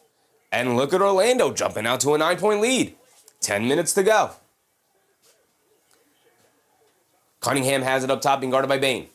Cunningham dancing with it, coming to his left, stops, turns, spins, loses the handle, picks it up, kicks it in the corner. Harris, another open corner 3, and another miss. Rebound, Suggs knocks it away from All-Star Thompson there. Picked up by Franz Wagner yet again. Here comes Bane. Bane back in the post to Paolo Banchero. Faces up, dancing with the ball. Out of the mid-range. He sees a double team immediately. They lob it over the top. And Carter Jr. with a two-handed slam over the top of Jalen Duran there. And Paolo Banchero is picking them apart right now.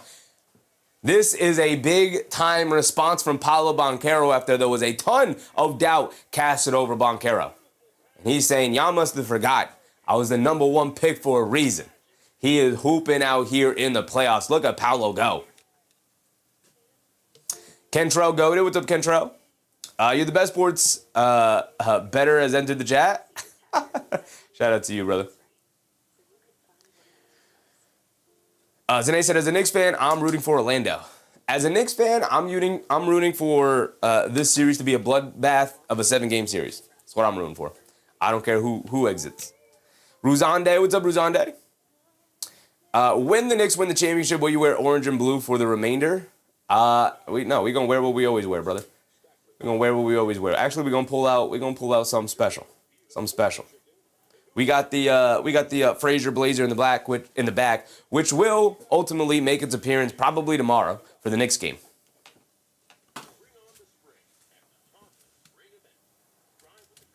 Kentrell said, I gamble. I didn't say he did. I mean, you can do what you want with the money. I've always said that. If you want to gamble, you gamble. Some people have fun with it. It's your money. I'm not gonna tell you what you do with your money. You make that decision. I don't gamble, so I'm just not gonna promote it. You know, you do you, Kentrell. You use your money the way you want to use it. That's your money. Bruce Fallis said, I see the amazing fantasy number 15. It's not part of my collection, but I do have multiple Marvel Silver Age. Love to see your collection. It's not my collection. It's my dad's collection. And I could show you. I mean, it's a giant crate over there in the closet. But I could post pictures at some point, but there's just too many things. Because I had to reorient the set at one point, and I was cleaning things up and just shoving stuff in the closet on the ground over there. So it's all buried down there. But, my dad saved all his comics from back in the day, got every single one of them, signed, sealed, not signed obviously, but sealed. And he's got them all saved here. And I got part of the collection. I got like a giant Tupperware of comics down over there, which I've gone through a couple of them, but not close, not even close to a lot of them. Raymond said, I'm telling you, I think Orlando is going to take the Pistons. They're off somehow. I mean, it's game one. It's game one. It's game one. And I did not think this was going to be a sweep. This is game one. We'll see. Also, listen, Paolo Banchero's knocked down a couple of mid-range shots here, which, again, he has been the worst jump shooting player in the NBA. So if he's knocking down jump shots, Paolo Banchero becomes a completely different player. The conversation changes around Paolo if he can knock down those jump shots. I don't know if he knocks down those jump shots the entirety of the series here. If he does, anything could happen. Orlando could win it. If he doesn't, if he goes back to being who he has been the entirety of his career so far, then Detroit will win this. I don't want to say easily, but they should win this somewhat handedly.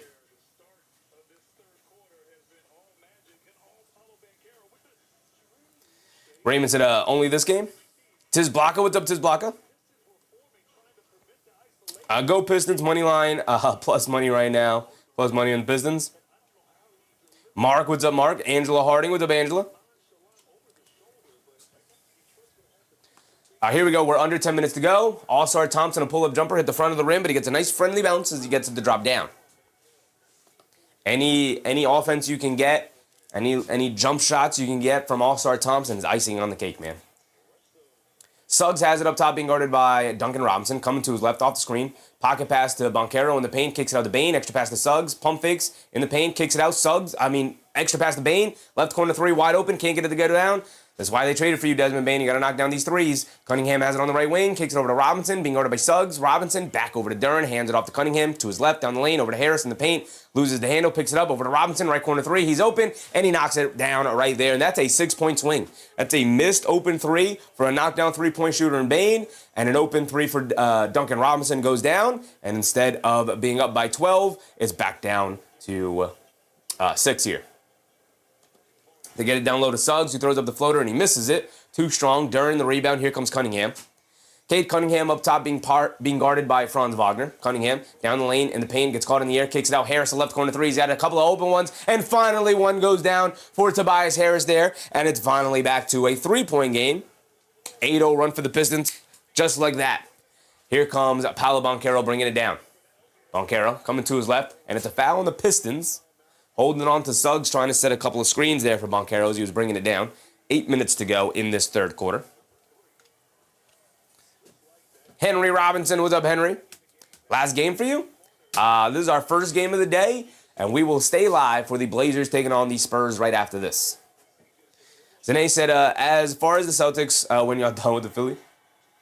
Suggs, I didn't see if he lost it or got blocked or either way, or just missed a shot. Either way, here come the Pistons. Cunningham up top, coming to his right off a Thompson screen, driving it down against Banchero, blows right past him, scoop play with the right hand, got it to go. Terrible defense for Paolo Banchero there. It's a 1-point game. This is the close, and a 10-0 run for the Pistons, and a timeout for the Orlando Magic. They need to talk it over real quick. This is the closest the Pistons have been since earlier in the game. Since the start of the game.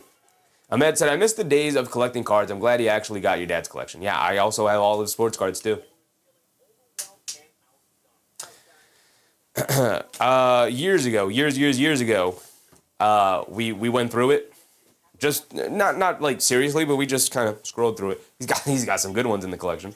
And in the same vein, I was like, oh, you know what? I think I still have my Yu-Gi-Oh cards from when I was a kid, and I went through that collection. Completely worthless. Completely worthless collection. I mean, I have good Yu-Gi-Oh cards. It's just Yu-Gi-Oh cards are not worth anything. So it was funny. It was a funny dynamic.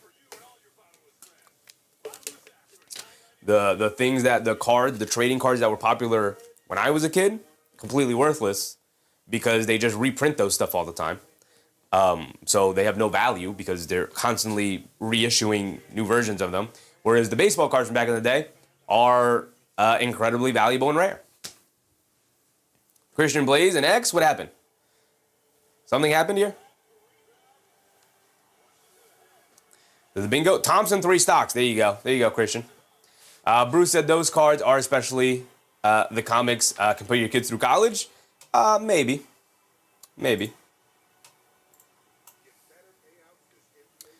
Thompson 3 stocks. Hopefully, you know, we do well enough in life where you don't have to part with sentimental objects like that. Hopefully we can keep that and just continue to pass it down through the family.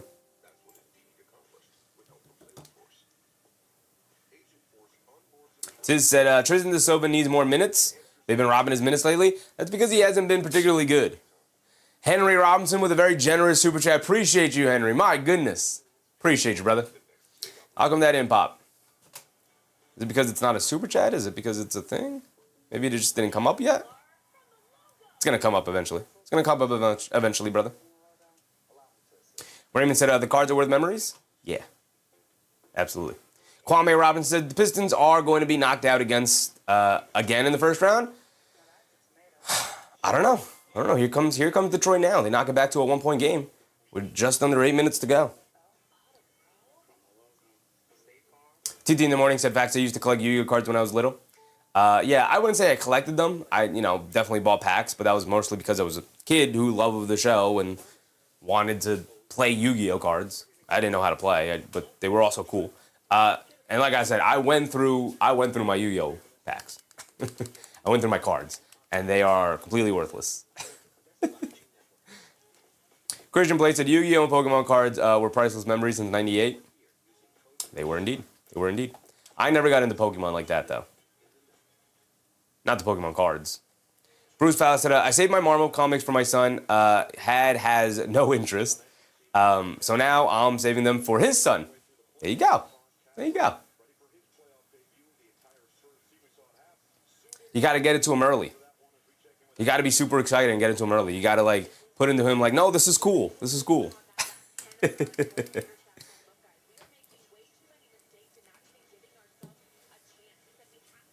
All right, here we go. Henry Robinson said, dang, I'm old. I was on Digimon and Pokemon. I was too. But I never, not the cards, just the video games. They get it over to Carter Jr. up top. Here we go, back into it. Orlando's going to have to need an answer here. They get it down low to Carter Jr., kicks out to Bane, right corner 3. He's got another open look, and he comes up very short again. Bane picks up the loose ball, leans in, knocks down the floater off the offensive rebound, the Kareem right back to him. There you go. Back to a 3-point game. Still one possession, though. Here comes All-Star Thompson bringing it down. He has it up top, being guarded by Bane. hands it off, fakes the handoff, keeps it. Now gets it out to Cunningham, being guarded by Anthony Black, who subbed in, coming to his left, stops and pops, left wing three for Cade Cunningham, knocks it down, big time shot. We're tied at 65. Here comes Paolo Banchero bringing it down. Banchero has it up top, dancing with it, coming to his left, off the Suggs screen, stops on the left wing. Now he's going to put Harris in the post, leaves it off for Bane. Bane's going to step back, pump fake, gets it out to Carter Jr., back out to Banchero. Banchero up top, switched on to by Duren. Banchero's going to dance with it, crossover, step back, mid-range, pull-up jumper, a terrible shot, but he got it to go down. Paolo Banchero's got the shooting. He's got the shooting touch here tonight. It's going down.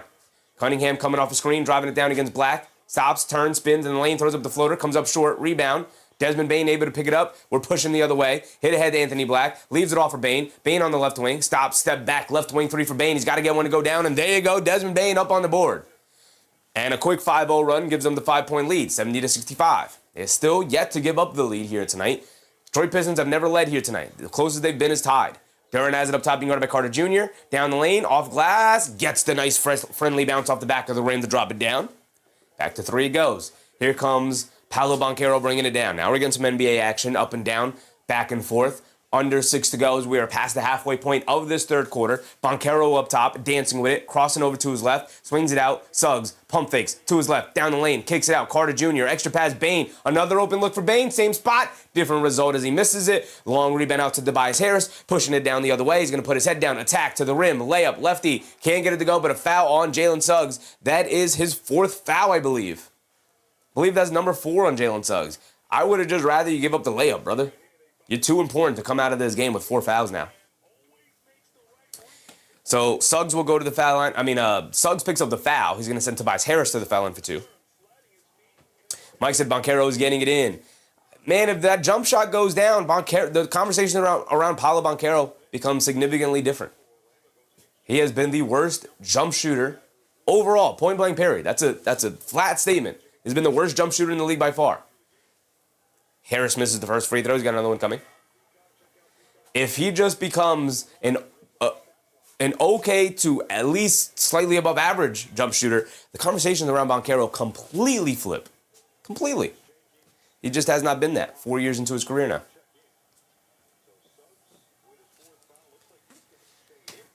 Suggs is going to stay in with the 4 fouls.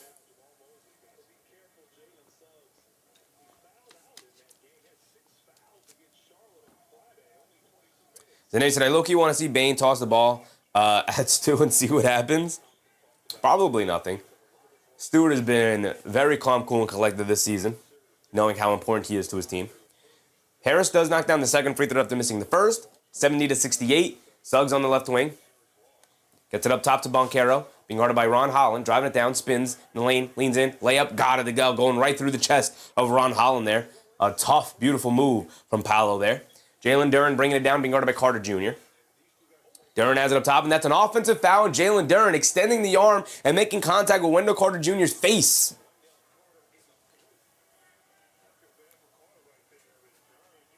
So the ball is just going to go right back to Orlando here.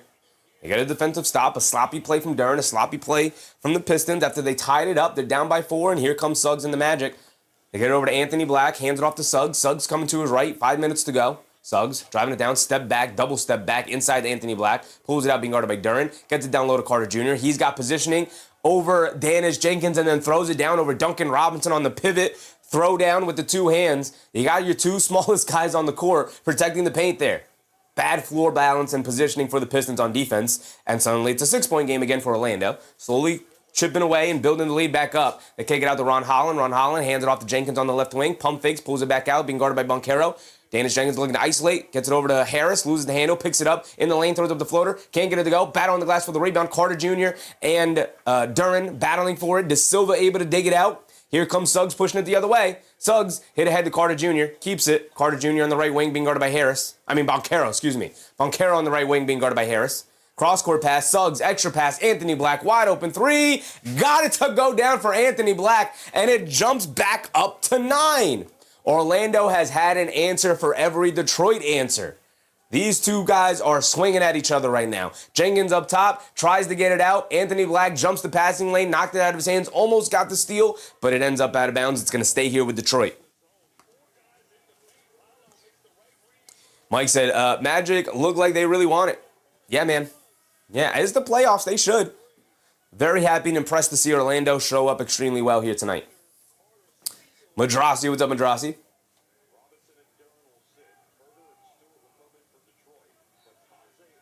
Dennis Jenkins will inbound it. They get it in the Herder, back to Jenkins. He's got a lane, kicks it out to Harris, left corner three, throws up an air ball. Rebound knocked over to Anthony Black. He's pushing it the other way. Down the lane, in the paint, scoop layup. Got it to go for Anthony Black. Back-to-back buckets as they go back up by 11 just like that. It was just tied in a timeout for the Pistons. Got to talk it over. 3:40 to go. Bruce Fowler said, Banchero doesn't strike you as the type of player who spends the offseason shoring up his game. I guess the people around him are like, you're good. I can't say.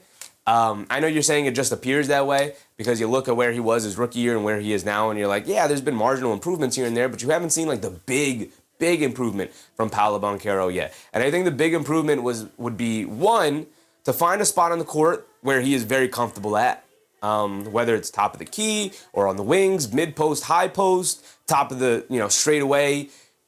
In front of the basket out by the three-point line, because right now, on the wings on the three-point line, because right now, he's a big, about 6'10". You want him to play a little bit bigger than he is. Right now, it feels like he plays a lot like wings do, and I don't see Paolo Banchero as a wing.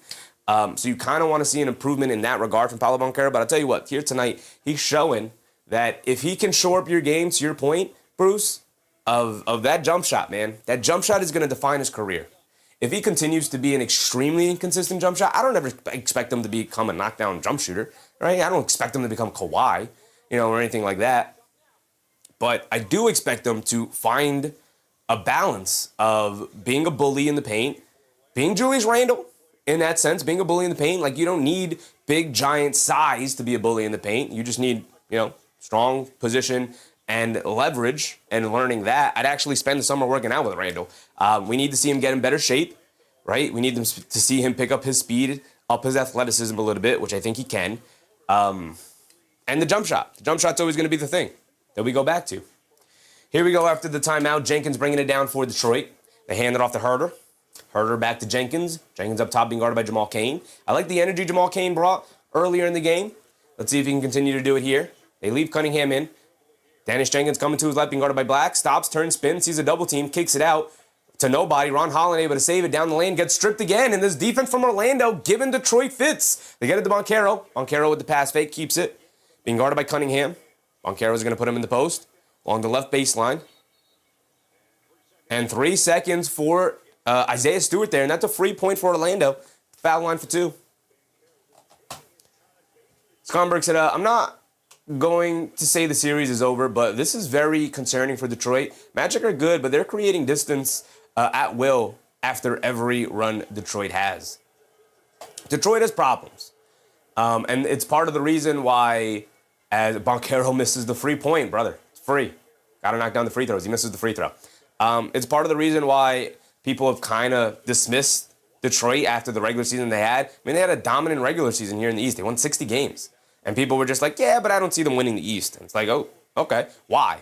This is part of the reason why. Orlando is locking them up defensively right now, and Detroit really struggling to find answers. They get over to Jamal Cain down the lane, gets the ball knocked out of his hands, continues to struggle offensively here for Cain. Ron Holland down the lane to the basket, gets fouled. He's going to the foul line for 2. And Anthony Black going to the coach saying challenge that. So we'll see. Not something I would challenge, but see the replay on it here. Oh, look pretty clean on that replay. And I think we are going to get a challenge because we got a timeout here. And they're going to use the challenge. All right.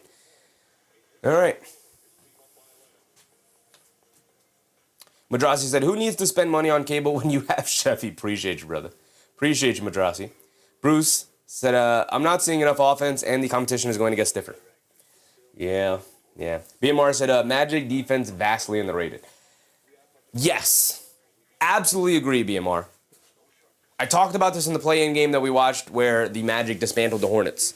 Lano Mona's with Lano. I talked about this when we watched the Magic kill the Hornets the other night. This Magic team was one of the best defenses in the NBA last year. Coming into this year, they almost entirely lost that identity. They started the year with that identity, and then obviously injuries played a role into it and whatnot. They couldn't get fully healthy. Same as last year when they ended last year, not healthy either. But honestly, I think the biggest proponent of it is two players in particular. Jalen Suggs and Anthony Black. Anthony Black's taking a lead this year, and I think he's extremely important to this team. But there's also one other thing that they did when Mo Wagner, and they showed the replay here, and that's a clean strip from Anthony Black, by the way. When Mo Wagner came back from the injury, they put Mo Wagner as the backup big, which is what he was before he went out with the injury, and he was a really solid one. But coming back from the injury, he was not the same player, was not great, and he's not nearly the player at this point in his career, off the injury, maybe he can get back to it, that Goga Bitadze is, and not nearly the defender that Goga Bitadze is. The advanced metrics love Goga Bitadze, and even just the eye test. He's a really good rim protector, really good defender. He's got great timing on his shot blocking capabilities. He's a good rebounder as well. And they just went back to Goga Bitadze, and I think that also helped turn their defense around a little bit here. It's going to be a jump ball. I'll give it to you. That's a jump ball right there. I'll give it to you. It's not the traditional way we usually get jump balls, but nobody had possession after the clean strip. It's a successful challenge as well. Where's that? Where's successful challenge? There it is. Oh, we have bingo already. We have bingo already. That was fast. We've opened the floodgates with bingo. The Knicks gave us 2, and now we have another one. We have bingo already. Bingo! Jump ball gets won by the Pistons. Under 3 to go. Just like that, we got bingo already. Wow. Wow. Thompson 3 stocks. He got it easily. 2 missed free throws. We got that pretty easily. Cunningham coming off a Stewart screen down the lane. Scoop lay with the right hand. Got it to go past Bitadze.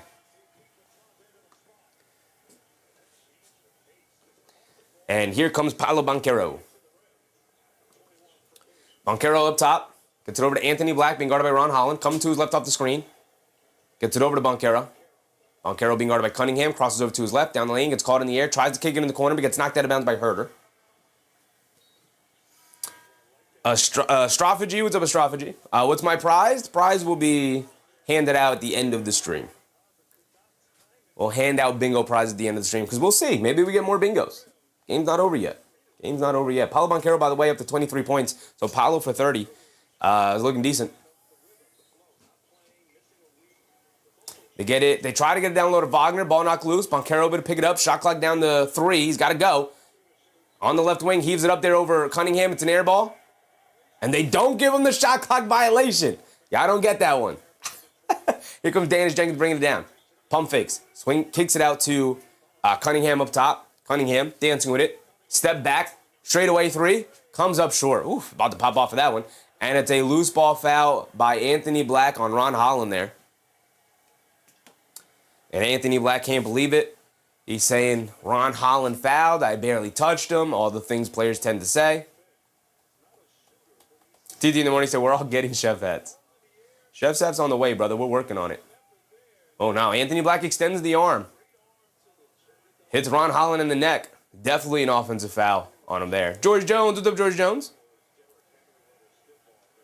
Foongpei. That is the second one. I mean, technically the third one because we had 2 in the Knicks game. But this is the second game we've gotten bingo. Cunningham will inbound it. We're under 2 to go. It's a 9-point game. They get it into Jenkins. Jenkins hands it off to Cunningham. Coming to his left off a high Stewart screen. Cunningham in the lane. Leans in. Step back. Driving it down. To his left. Stops. Turns. Kicks it out. Herter. Extra pass. Jenkins wide open right wing 3. Can't get it to go. Rebound by Anthony Black and a loose ball foul on the Pistons. It's going to go to the ball's going to go back to Orlando. Streak Bully. What's up, Streak? Is Jalen Duren in? Jalen Duren is not in. These are the players that are currently in the game right now. They have Stewart in there.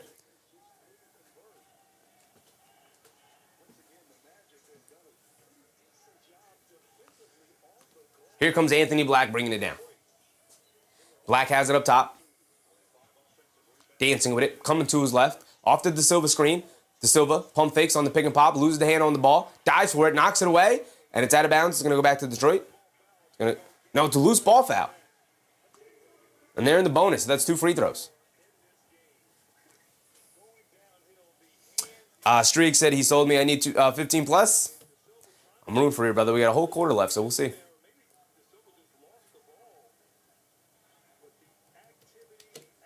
So now he said a lot of film is being made to study in this series. True. Isaiah Stewart at the foul line. Knocks down the first one. He's got one more coming. Desmond Bane's going to come back in. Banchero's going to come out. They got Wagner and Bane in here. Can they survive the last minute and a half here with no Paolo Banchero? Bane and Wagner have not been particularly impressive. 5 for 15, 2 for 8 respectively. Stewart rattles in the second one. Threatened to pop back out, but he did get it to go back down. Here comes Franz Wagner bringing it down to 7-point game. 79-72 here. 1:20 to go. Wagner gets it over to Batase. Batase up top. Coming to his left. Hands it off to Bane. Bane coming to his right, driving it down, leans in, layup, can't get it to go, but a foul on Ron Holland is going to send Bane to the foul line for 2.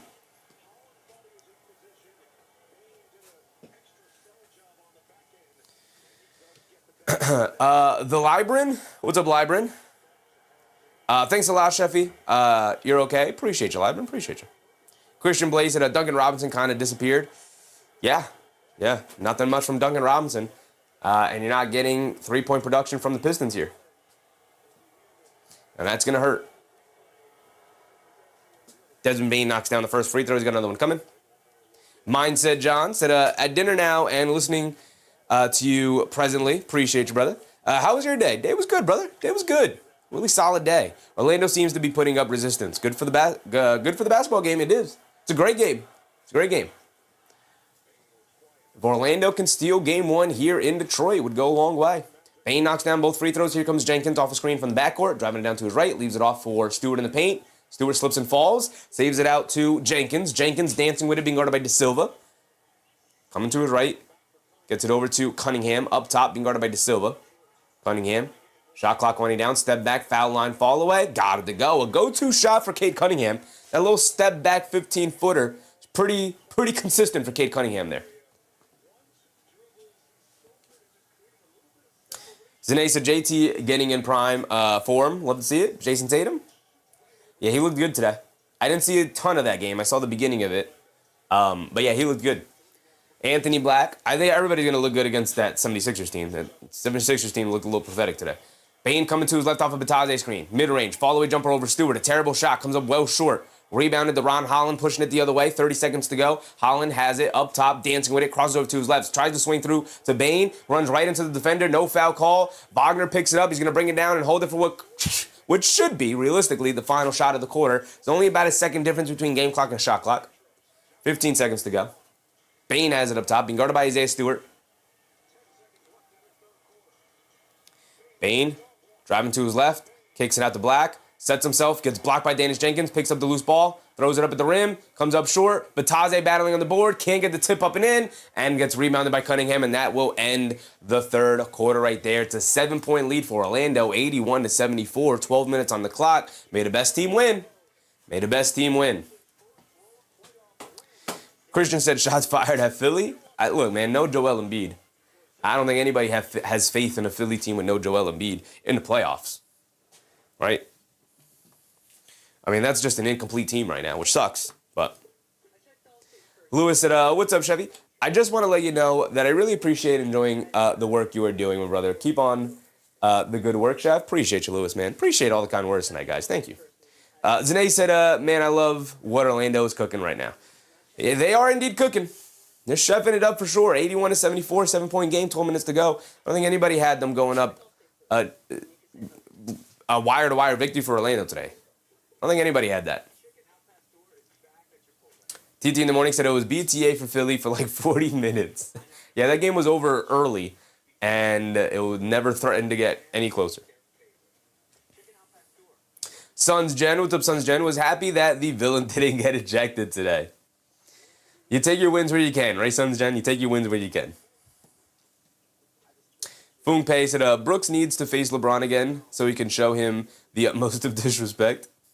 Well, they're not going to get through OKC, so there's that.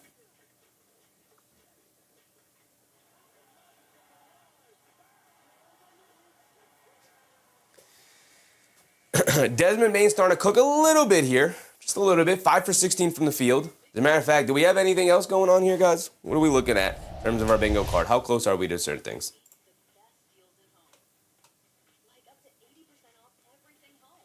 Let's keep it here for now so we can take a look at our bingo card. No technical fouls yet. Durant for 25 is not happening. Haven't had a 4-point play. Seems pretty unlikely for the most part because we don't have a ton of good shooters in this game. Harris for 15. What is Tobias Harris in with? Gotta feel like 10, 11. He's got 13. So we need one more basket to get to 15. He's 3 for 12 from the field, 1 for 6 from 3. 6 for 7 from the foul line. We need Duncan Robinson for 3 threes. He's got 2. Needs one more 3. No travels yet. No triple doubles. Nobody close to a triple double. Cade Cunningham only has 4 and 3. Whereas Banchero's got 8 and 4. Don't think we see a triple double tonight. Double double still on the board. Could get a double double. No fill challenges yet. Cunningham for 30. He is on his way. Same for Banchero for 30. He's on his way. Cunningham and Banchero both sitting with 23 points. What else do we have? Shot clock violation we did get. We did get shot clock violation. So let me do that. See, you guys didn't remind me to throw in shot clock violation. Y'all are just satisfied with one bingo. Y'all not keeping track anymore. Raymond said this is getting interesting. It is getting pretty interesting. This is a good one. No logo threes. That's going to be a tough space to fill in this series. Christian said the diagonal with Harris 15 ending with a double-double could be a second bingo. Harris for 15. Robinson 3 threes. Cunningham for 30. Double-double. All that's on the board still. All that's very much, very, very possible here. We could get a player fouling out. Wagner for 25. He's got 8. That's not happening. Maybe I got to lower these Wagner props, man. He's got to have a high-scoring game in him somewhere, right? Anthony Black, 12, 3 and 3. He's got 7, 3 and 3, so he needs 5 more points in this fourth quarter. Let's see. Here we go. We're into it. Cunningham has it up top. Coming to his right. Down the lane. Stinks it back to his left hand. Throws up the floater. Way off on that one. Cunningham looking for the foul. He doesn't get it. Hit ahead to Desmond Bain. Driving it down against Jenkins. Throws it above glass. Got it to go for Desmond Bain. Full speed. Threw up a floater. Got it to go down. Back to 9 it goes. Dennis Jenkins has it up top. Being guarded by Bain. Gets it over to Cunningham. Driving it down in the lane. Hangs in the air. Can't get the layup to go. But a foul is called. And Cunningham will go to the foul line for 2.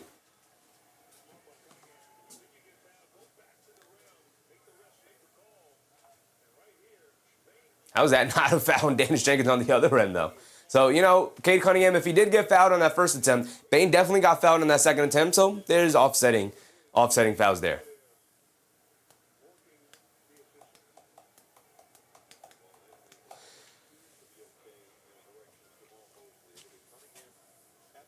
Angel A1 Roman, what's up, Angel? Bruce said, can Bickerstaff win Coach of the Year if he's eliminated in the first round? Yes, and this has happened before. As a matter of fact, it happened with MVP. Back in the day, Dirk Nowitzki won MVP, and in that same year, got beat in the first round by the We Believe Warriors, and it was one of the most embarrassing MVP acceptances we've ever seen. Angel A1 Roman said, do you hear about CJ McCollum claiming Brunson flopped it again, kicked in the nuts? Yes, I did hear that. And like Brunson, I have no reaction. It is what it is. Cunningham knocks down both free throws. Suggs gets it over to Carter Jr. Hits Wagner Cunningham to the rim. Layup with the right hand. Got to go down for Wagner. Nice set there for the Orlando Magic. And we rarely say that. We rarely say that from the Magic. That was a nice play. Nice set for them. Cunningham driving it down in the lane. Pass fake. Kicks out to nobody, but Jenkins able to save it over to Robinson. Robinson sees multiple bodies. Inside the Harris. He throws up the floater, and he gets it to go down. Nice finish for Tobias Harris in the lane. That's 15 points for Harris. There it is. Suggs has it up top, coming to his left, driving it down, sees a lane in the paint, loses the handle, picks it up, kicks it out to De Silva in the right corner, picks up his handle, steps through, kicks it out to Carter Jr. Carter Jr. over to Bain. Bain gets it over to Wagner. Shot clock winding down for Wagner. He's going to drive it down against Harris. Ball knocked out of his hands by Harris. Wagner just moving in slow motion there.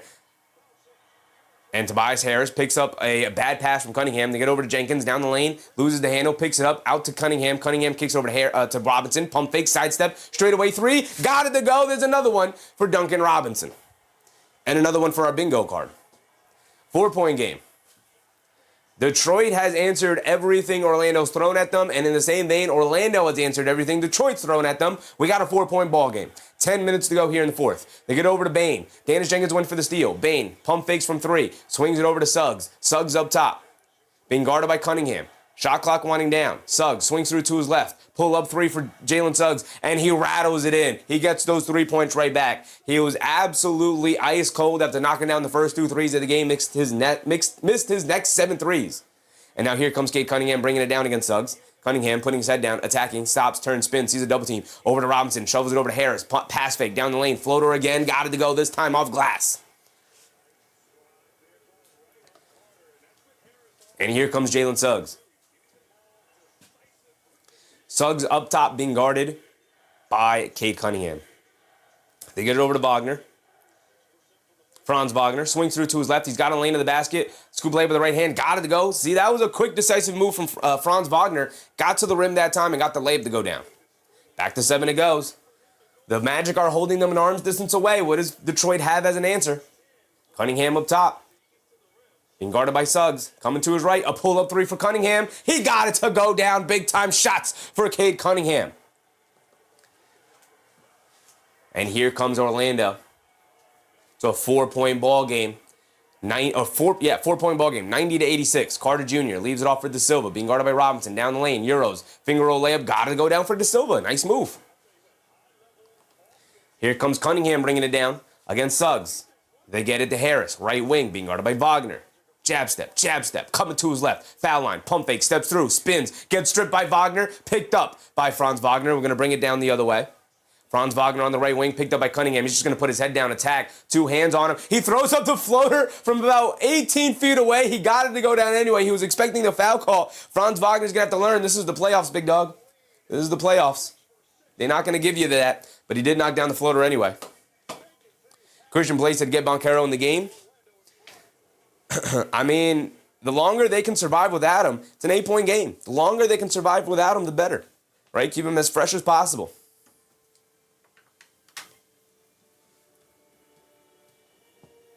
Mike said Wagner killing them. A little bit, but really clutch, important stretch here for Franz Wagner. He made some really impressive plays.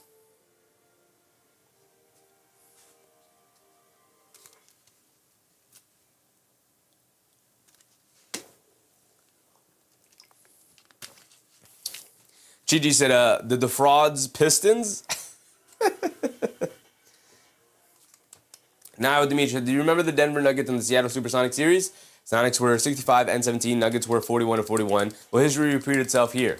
It's been, to your point, every, I want to say decade or so, we get a 1 seed upset by an 8 seed, right? Thank you, Christian. We would do that right now. Every now and again, we get that. And we haven't gotten a 1 seed upset over by an 8 seed in a while. Can this be the series? I don't know. That's a good point, Nye. I like that. I didn't even think about the history of the 1 seeds upsetting the 8s. It's not a lengthy history. It's only happened a couple of times, but it has happened. What did we have? We have Robinson for 3 threes. We have Harris for 15. Cunningham is working his way to 30. He's up to 28 here. And then we need a double-double. And nobody on the court right now is close to a double-double. But we will get Paolo back in the game at some point, and he's close to a double-double. So we could have 2 bingos. We could get the diagonal bingo. Madrasi said, back then it was a 5-game series. Yes, but we have had 8s over 1s in a 7-game series. Let's look it up. Maybe it's only happened one other time. Hold on. Power of the internet, y'all. The power of the internet. We always got it at the fingertips. We're on the internet anyway. Let's utilize it. NBA 1 8 seed upsets. Now I said it happened again with the Knicks. The Knicks were an 8 seed. They made the NBA Finals. Also, did Miami weren't they technically the 8 seed after the play-in? 94, 99, 94 with the Nuggets, like Niall said, 99 with the Knicks, like we just said. 07 with the Warriors over the the Mavs. That was a 7-game series in 07. 2011, the Grizzlies shocked the Spurs 4-2. 2012, 76ers beat the Bulls. That one is weird because that was the Derrick Rose one, so let's get that one out of there. 2023, like I said, the Miami Heat beat the Bucks as a play-in team. But they were really the 7th seed. But they lost the first game, won the second game, ended up as the 8th seed. Similar to the Magic. The Magic are technically the 7th seed, but because they lost the first play-in game, they end up as the 8th seed here. Kwame Robinson said the second was the Knicks beating the Pacers in the 90s. Yes, indeed. We are in the fourth quarter here. 8-point lead for the Magic. Here we go. We're back into it. Cunningham has it up top, coming to his left, gets it over to Robinson, curling off the screen. He puts up the straightaway three. He can't get it to go. Battle for the rebound. Knocked out of the air by Harris. He picks it back up, pulling it out. Gets it over to Cunningham, dancing with it, coming to his left, spinning to his right, stops, turns, spins, knocked out of his hands by Suggs, but a foul is called. That's 5 fouls on Suggs. What are you doing, brother? What are you doing?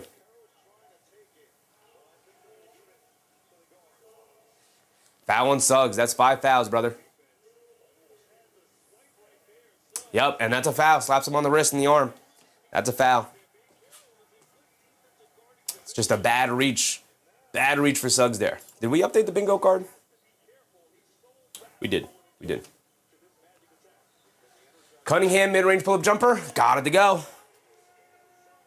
Cade Cunningham. There's 30 for Cade. We just need a double-double. Paolo Banchero back in. Can we get 2 rebounds for Paolo? Paolo Banchero has it up top, being guarded by Cunningham. They get over to Wagner. Wagner being guarded by Harris. Wagner coming to his left, still out by the half-court line. Coming to his right, off the Carter Jr. screen, blowing past Harris. Down the lane, big one-handed hammer for Franz Wagner. Is he starting to wake up a little bit here in this series? That would be huge for Orlando. He's kind of been mediocre since coming back from the ankle injury. You know, you have an understanding that he's probably not 100%. Doesn't have a ton of lateral movement to him right now, but given it all he has, Wagner picks up a foul with Amin Thompson trying to go to the basket. Is that in the shooting motion? Is that two free throws?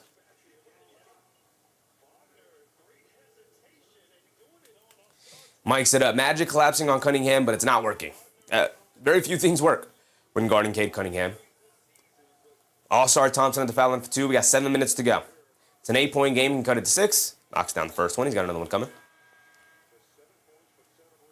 Irene Bernaldez. What's up, Irene? Let's go Magic. They're hooping. Streak said Jalen Duren not playing. Jalen Duren just subbing back into the game now. He's got 7 and 5. Really underwhelming game from Jalen Duren. And All-Star Thompson goes 2 for 2 from the foul line. Franz Wagner subs out here. He's going to take a quick breather. I don't know why I would do that. Who do we bring in? We brought in Bane. But we still have De Silva out there? Yeah, we still have De Silva out there. Interesting. Interesting decision from Mosley with Franz Wagner hooping. De Silva left wide open for a 3. Misses it badly. He knew it. He chases it down. Can't grab it, though. Cunningham picks up the loose ball, bringing it down. He's got a full head of steam. Blowing right past Banchero to the rim. Gets fouled. Who's that fouling? It's got to be on Banchero, right? It can be on Suggs, right?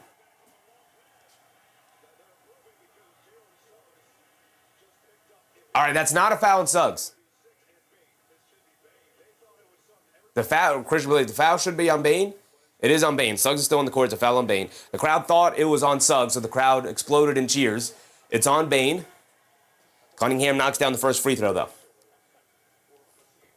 Mark said Paolo was like a dang statue. That's another big issue that Paolo Banchero has in his career right now.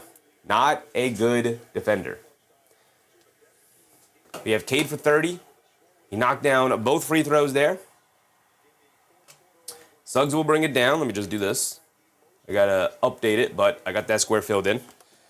Suggs will bring it down as we approach the halfway point. It's a 4-point game, 96-92.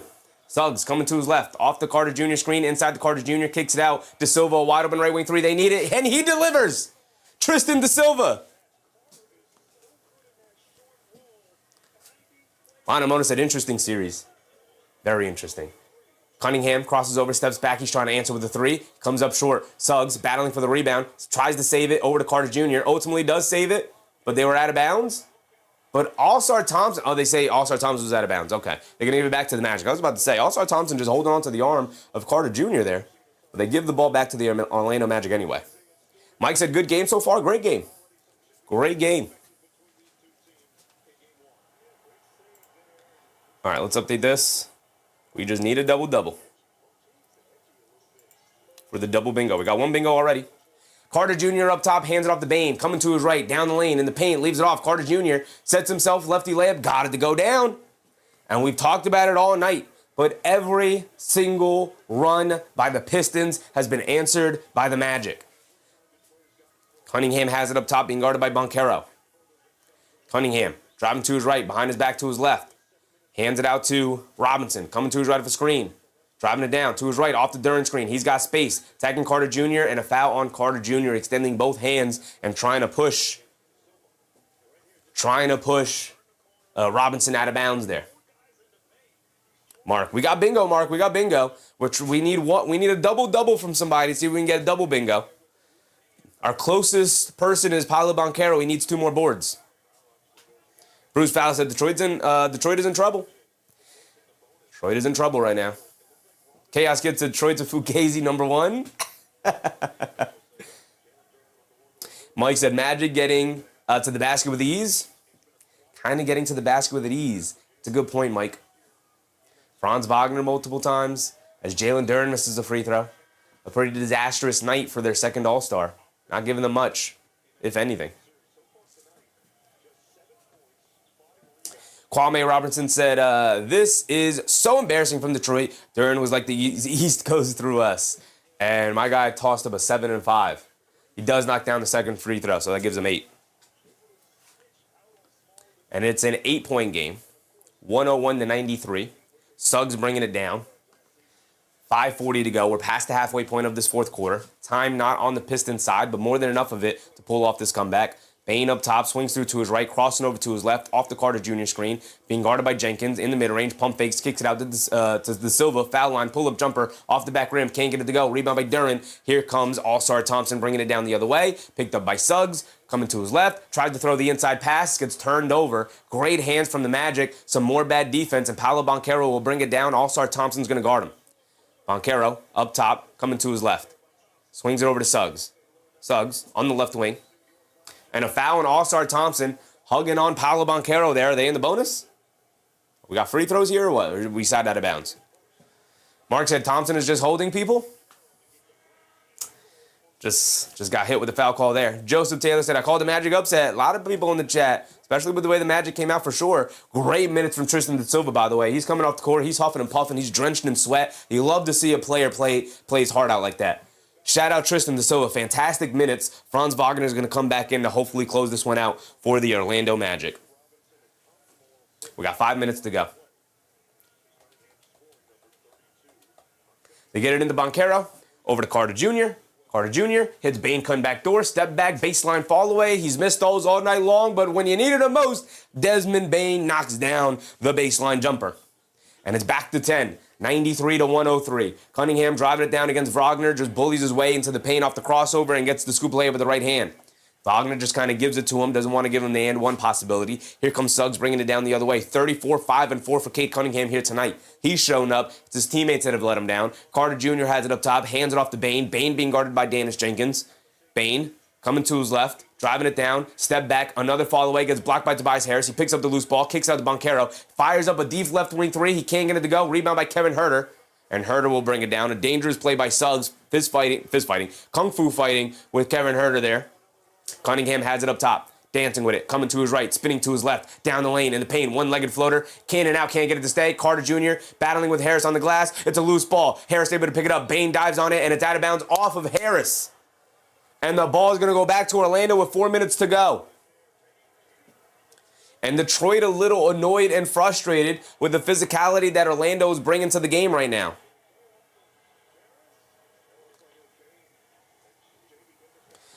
And Suggs up top. Under 4 to go. Suggs coming to his left. Off a Banchero screen. All the way to the basket. Scoop layup. Gets blocked by Stewart. And now here comes Dennis Jenkins pushing the pace. Trying to rush it down the other end for an easy one to the lane. Misses the layup, but a foul is called, I believe, on Bane. He's going to go to the foul line for 2. 2 free throws for Dennis Jenkins. We got an 8-point game. Going to the foul line for 2. Incredible block by Isaiah Stewart, by the way. Bruce Fowler said Bane is an X factor. I mean, he should be more than an X factor. They traded 4 first-round picks for him. Mosley's going to use a timeout here. Is this a challenge or what? Just a regular timeout. I think that's just a regular timeout. BMR said Magic fighting like some rabid dogs, and that's what you got to do to win a series against Detroit. Listen, man, we saw it we saw it last year with the Knicks. Knicks had to fight like heck to get out of that series.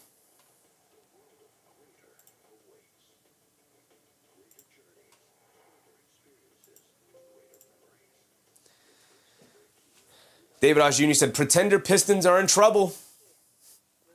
I mean, they're definitely not gonna fend off those allegations with tonight's performance, man. It has been a tough outing for Detroit here.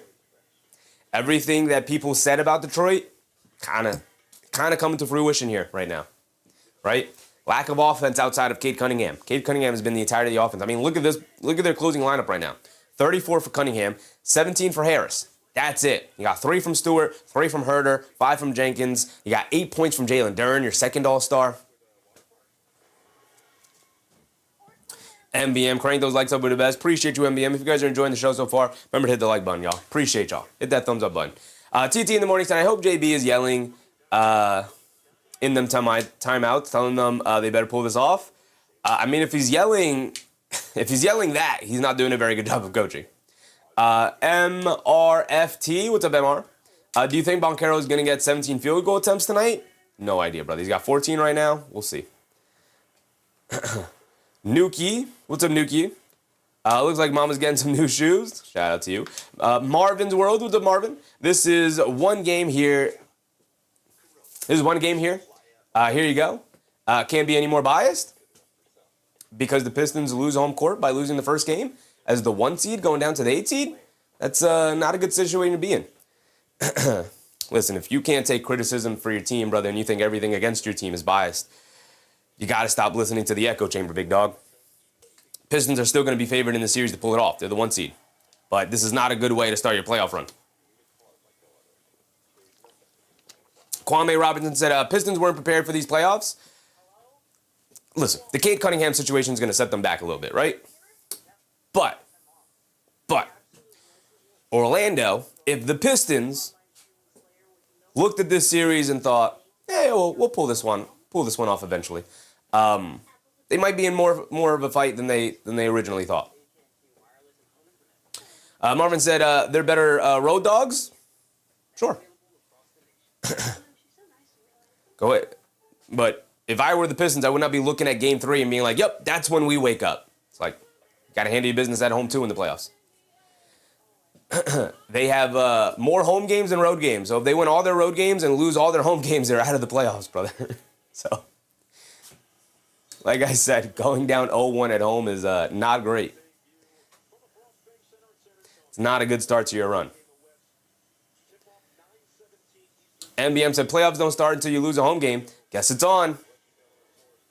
That is the old adage that I don't particularly like because the higher seeds have home court advantage, so they get 4 home games. So you could lose all your road games and win all of them at home and still advance. Sparks said, wasn't the best offensive game, obviously, but it's the Pistons' defense that has been truly concerning, to be honest. I think their defense has been fine. Obviously, it could be better. It's not the greatest defensive performance the Pistons have put out there. But, listen, Paolo Banchero knocked down a bunch of tough mid-range jumpers. We've talked about this all night. That's not his game. Not a good part of his game. As Dennis Jenkins comes up short on a free throw. Got to knock down your free throws. You're going to pull off the comeback here. So, if the rest of the series goes and Paolo Banchero reverts back to him not being a good jump shooter, the Pistons are going to win this one in 5. It'll be a gentleman's sweep. Paolo's going to have to continue to hoop the way he did tonight. Right? And if he sees himself as the star that I think a lot of people kind of projected him to be, you're going to have to continue to find a way to continue to do that. Here comes Suggs. He has it up top. Dennis Jenkins does knock down the second free throw. Banchero gets it over to Suggs. Down low to Franz Wagner in the post against Cade Cunningham there. Driving to his right. Cunningham, a good defender. Pump fake, leans in, off glass. Got it to go for Franz Wagner. Woof. Good defense, but better offense from Franz Wagner, bullying his way to the basket there on Cunningham. Cunningham bringing it down, trying to give it back to him. He's being guarded by Wagner. Coming to his right, off the screen, down the lane, in the paint, scoop play with the right hand. Can't get it to go down. Paolo Banchero rebound. We need one more rebound from Paolo Banchero, by the way, for the double-double and the double bingo. Paolo Banchero has it up top, being guarded by Stewart. We got 3 minutes to go. Banchero lobs down low. Wagner catches under the rim by himself against Herder. Goes up, gets fouled. He's going to the foul line for 2. Franz Wagner's starting to dominate right now. And if the Orlando Magic, who have gotten not a very good version of Franz Wagner since coming back from the ankle injury, can find a way to wake him up here and find spots on the court where he can take advantage of matchups, right now, in that scenario, took advantage of the Herder matchup. Previously took advantage of a non-advantageous Cade Cunningham matchup. I mean, both guys similar size, similar strength, and Franz Wagner was still able to find a way to the basket and get the score. Now he's at the foul line for 2. He's waking up here. He's up to 18 points, and he's got 2 free throws coming. Wagner misses the first one, though. He's got one more coming.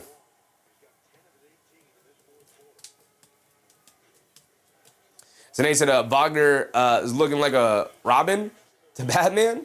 They need both of them. You're not going to go far without both of your stars performing like stars. And both Paolo Banchero and Franz Wagner perform like stars. Whereas for the Detroit Pistons, they only have one of their 2 stars performing like stars. Jalen Duren has been MIA here tonight. Here comes Cade Cunningham, who's been spectacular, but he's going to need some help. Cunningham on the left wing gets it over to Herder. Franz Wagner did knock down the second free throw, by the way. We're under 3 minutes to go. Cunningham dancing with it against Wagner. Crosses over to his left, down the lane in the paint. Wild lefty layup, gets blocked by Carter Jr., picked up by Suggs. It can't be a one-man band. Someone's going to have to help Cade Cunningham out. They are isolating that pain on Cade Cunningham, not giving him anything easy. Paolo Banchero has it up top, being guarded by Stewart. Banchero dancing with it, coming to his right, driving it down in the lane, gets caught in the air, throws the cross-court pass, gets picked off. A terrible pass from Banchero. Here comes Cunningham in transition, in the paint, kicks it out. Dennis Jenkins wide open left corner 3. He needs it. Comes up well short. Bane comes flying in, snags that rebound, saves it over to Wagner. Wagner to the rim, lobs it up. Suggs tips it up and in. And it's a 12-point lead with 2 minutes to go, and everything coming up roses for the Magic. Knicks fan said Magic in 6. Mark said the air is out of the building. Angel Awadroma said the series has started. It's on like popcorn, King Kong, Donkey Kong, ring the bell, ding dong. Yes, sir. Simon Ja, what's up, Simon? It's not just Detroit. It's not that is not playing well. Orlando came to play. Yes. Yes. Marvin's world today. Is Cade not having help? Anything new? Not even getting Jalen Duren, not even getting help from Jalen Duren, who, again, was his second All-Star this year. 4 shot attempts for Duren. 8.6 boards. 3 fouls. Just completely taken out of the game here tonight. Mike said, looks like it's over to me, although I might be wrong. There was a technical foul, by the way. That was a delay of game technical foul, so that's another thing on the bingo card. But we need one more rebound from Paolo still. Yep, still stuck on 9. But Cunningham does knock down the technical free throw. 2 minutes to go here. Cunningham up top, dancing with it against Carter Jr. Coming to his left, down the lane, kicks it in the corner. Tobias Harrison, open corner 3. He misses another one. Rebound to Carter Jr. And it's miss after miss after miss from everybody not named Cade Cunningham here tonight. Here comes Desmond Bane. He has it up top, being guarded by Cunningham. Desmond Bane is going to wind down as much time as possible. He's going to run a 2-man game with Wagner. He's going to stop and pop for a 3. Off the back rim, can't get it to go. Rebound, Duren gets it over to Cunningham. Cunningham bringing it down against Banchero. Spinning off of him, bringing it down, trying to push the pace. In and out dribble against Suggs. Suggs strips Cade Cunningham out of bounds. It'll stay with the Pistons. Cunningham upset. He wanted the foul. Jalen Suggs sitting there with the 5 fouls. That could have been his 5th. But instead, they give him the clean strip. He does come down across the face of Cade Cunningham there. And they changed the call, actually.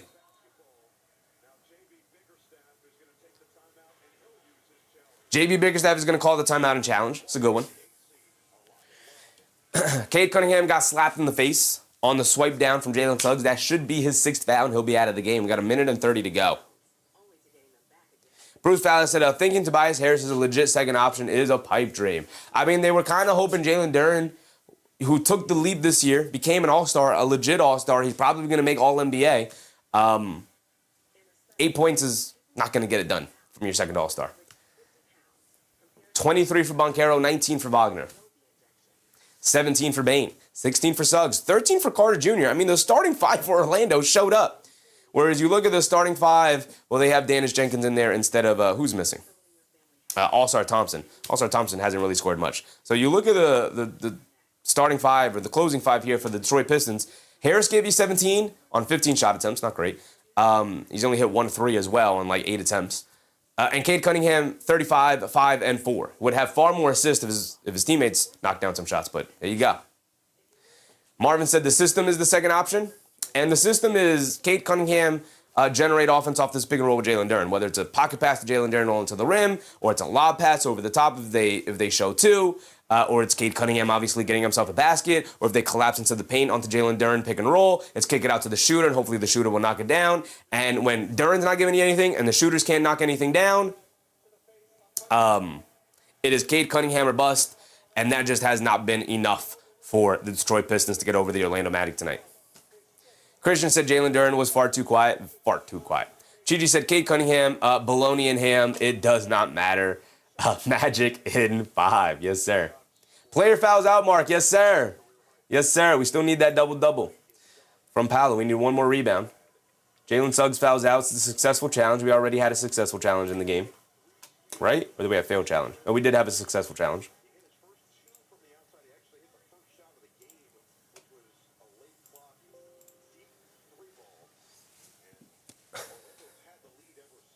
So there we go. We're pretty close. I don't think we're going to get Banchero for 30. So Wagner for 25 also is pretty unlikely, but not out of the realm of possibility. Cunningham at the foul line for 2, by the way. It is an 11-point lead for Orlando. You can cut it to 9. We still need the double-double from Paolo Banchero. Need one more rebound, and then we'll have double bingo. Cunningham makes the first free throw. He's got one more coming. 10-point game.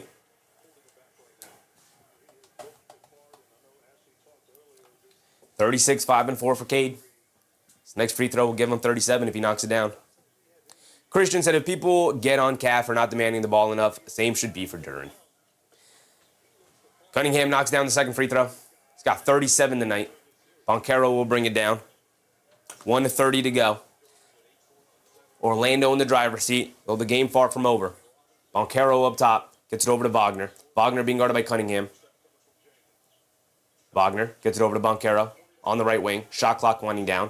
Banchero dancing with it, coming to his left, in the lane, puts up the little fall-away jumper off the back rim, can't get it to go. Rebound knocked over to Harris. Here comes Cade Cunningham bringing it down. 1 minute to go. Cunningham on the right wing, being guarded by Bane, crosses over to his left, down the lane, scoop layup, got it to go.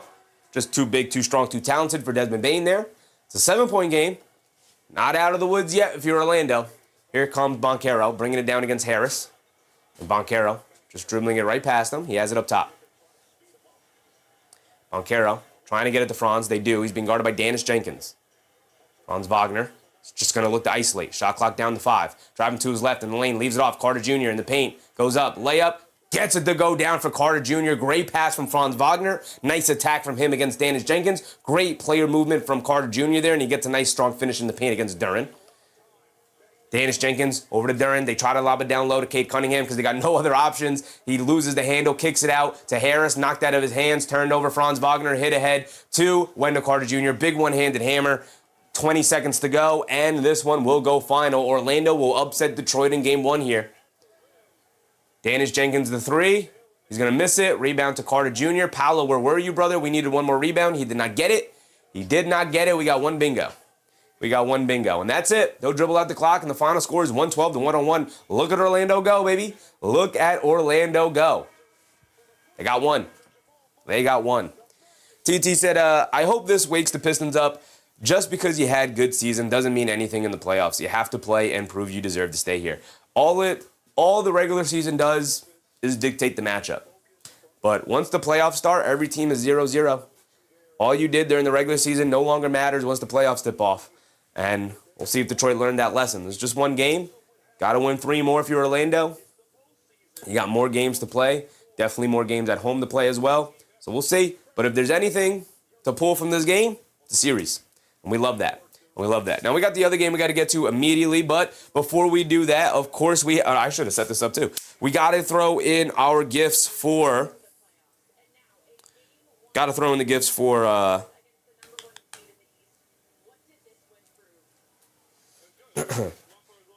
For bingo, we got bingo.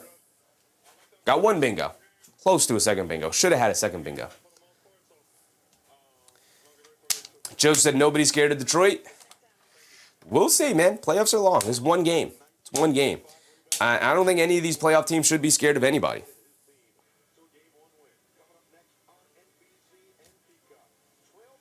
Hey, I didn't have to put in my password this time. I don't know why. But there you go. There you go. Shout out to everybody in the chat. Oh, that's because that's from the wrong account. Shout out to everybody in the chat.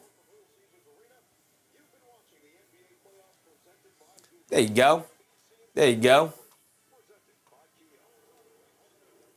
And there's all the members. Oh, there's a subscription for my guy David. David Achong. Appreciate you, David. Hope you're having a good time tonight. Today said a lot of film being made for sure. Absolutely. Chris Bailey, what's up, Chris? Not looking like a number 1 seed. That was pretty bad. Not a great playoff outing here for the Pistons this year to start as the 1 seed. Cade Cunningham, 39 points, though. Can somebody else step up with Cade? They wasted a great Cade Cunningham game 1. Wasted it. Wasted it. Shout out to everybody who was gifted a membership here. Appreciate you guys. Scomberg said, if the Pistons are having problems with Orlando, they don't want anything with Cleveland. Never mind the Knicks. Orlando's a bit underrated. Orlando's a bit underrated. But we got to get over to this next game. Is the next game on this channel? Where's this next game at? Boom, boom, boom. It is on Peacock. I know, it's on NBC too. This game's on NBC, right? That's where we're at. That's where we're at, right? I think that's where we're at. I don't know.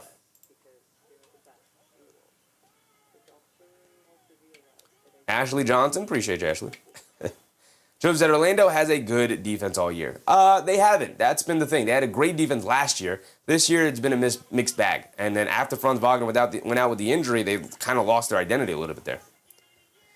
Blake W's, what's up, Blake? You guys said you would sweep us? Who is you guys, brother? Who is you guys? Who is you guys? Nobody in here is a Pistons fan, brother. Well, there's a couple Pistons fans, but this is not a Pistons channel. Who is you guys? Yeah, so the game is still on this channel, so we're good. We're good here. So we're going to stay here. We're going to set up for the next game. We're going to end this one, pop right over there. So I'll see you guys in a minute. Remember, upon exiting this stream, I will end the stream. The prompt will come up, and it'll direct you over to the next stream. So we're going to get over there right now. Appreciate y'all. Let's go over there right now. Let's go.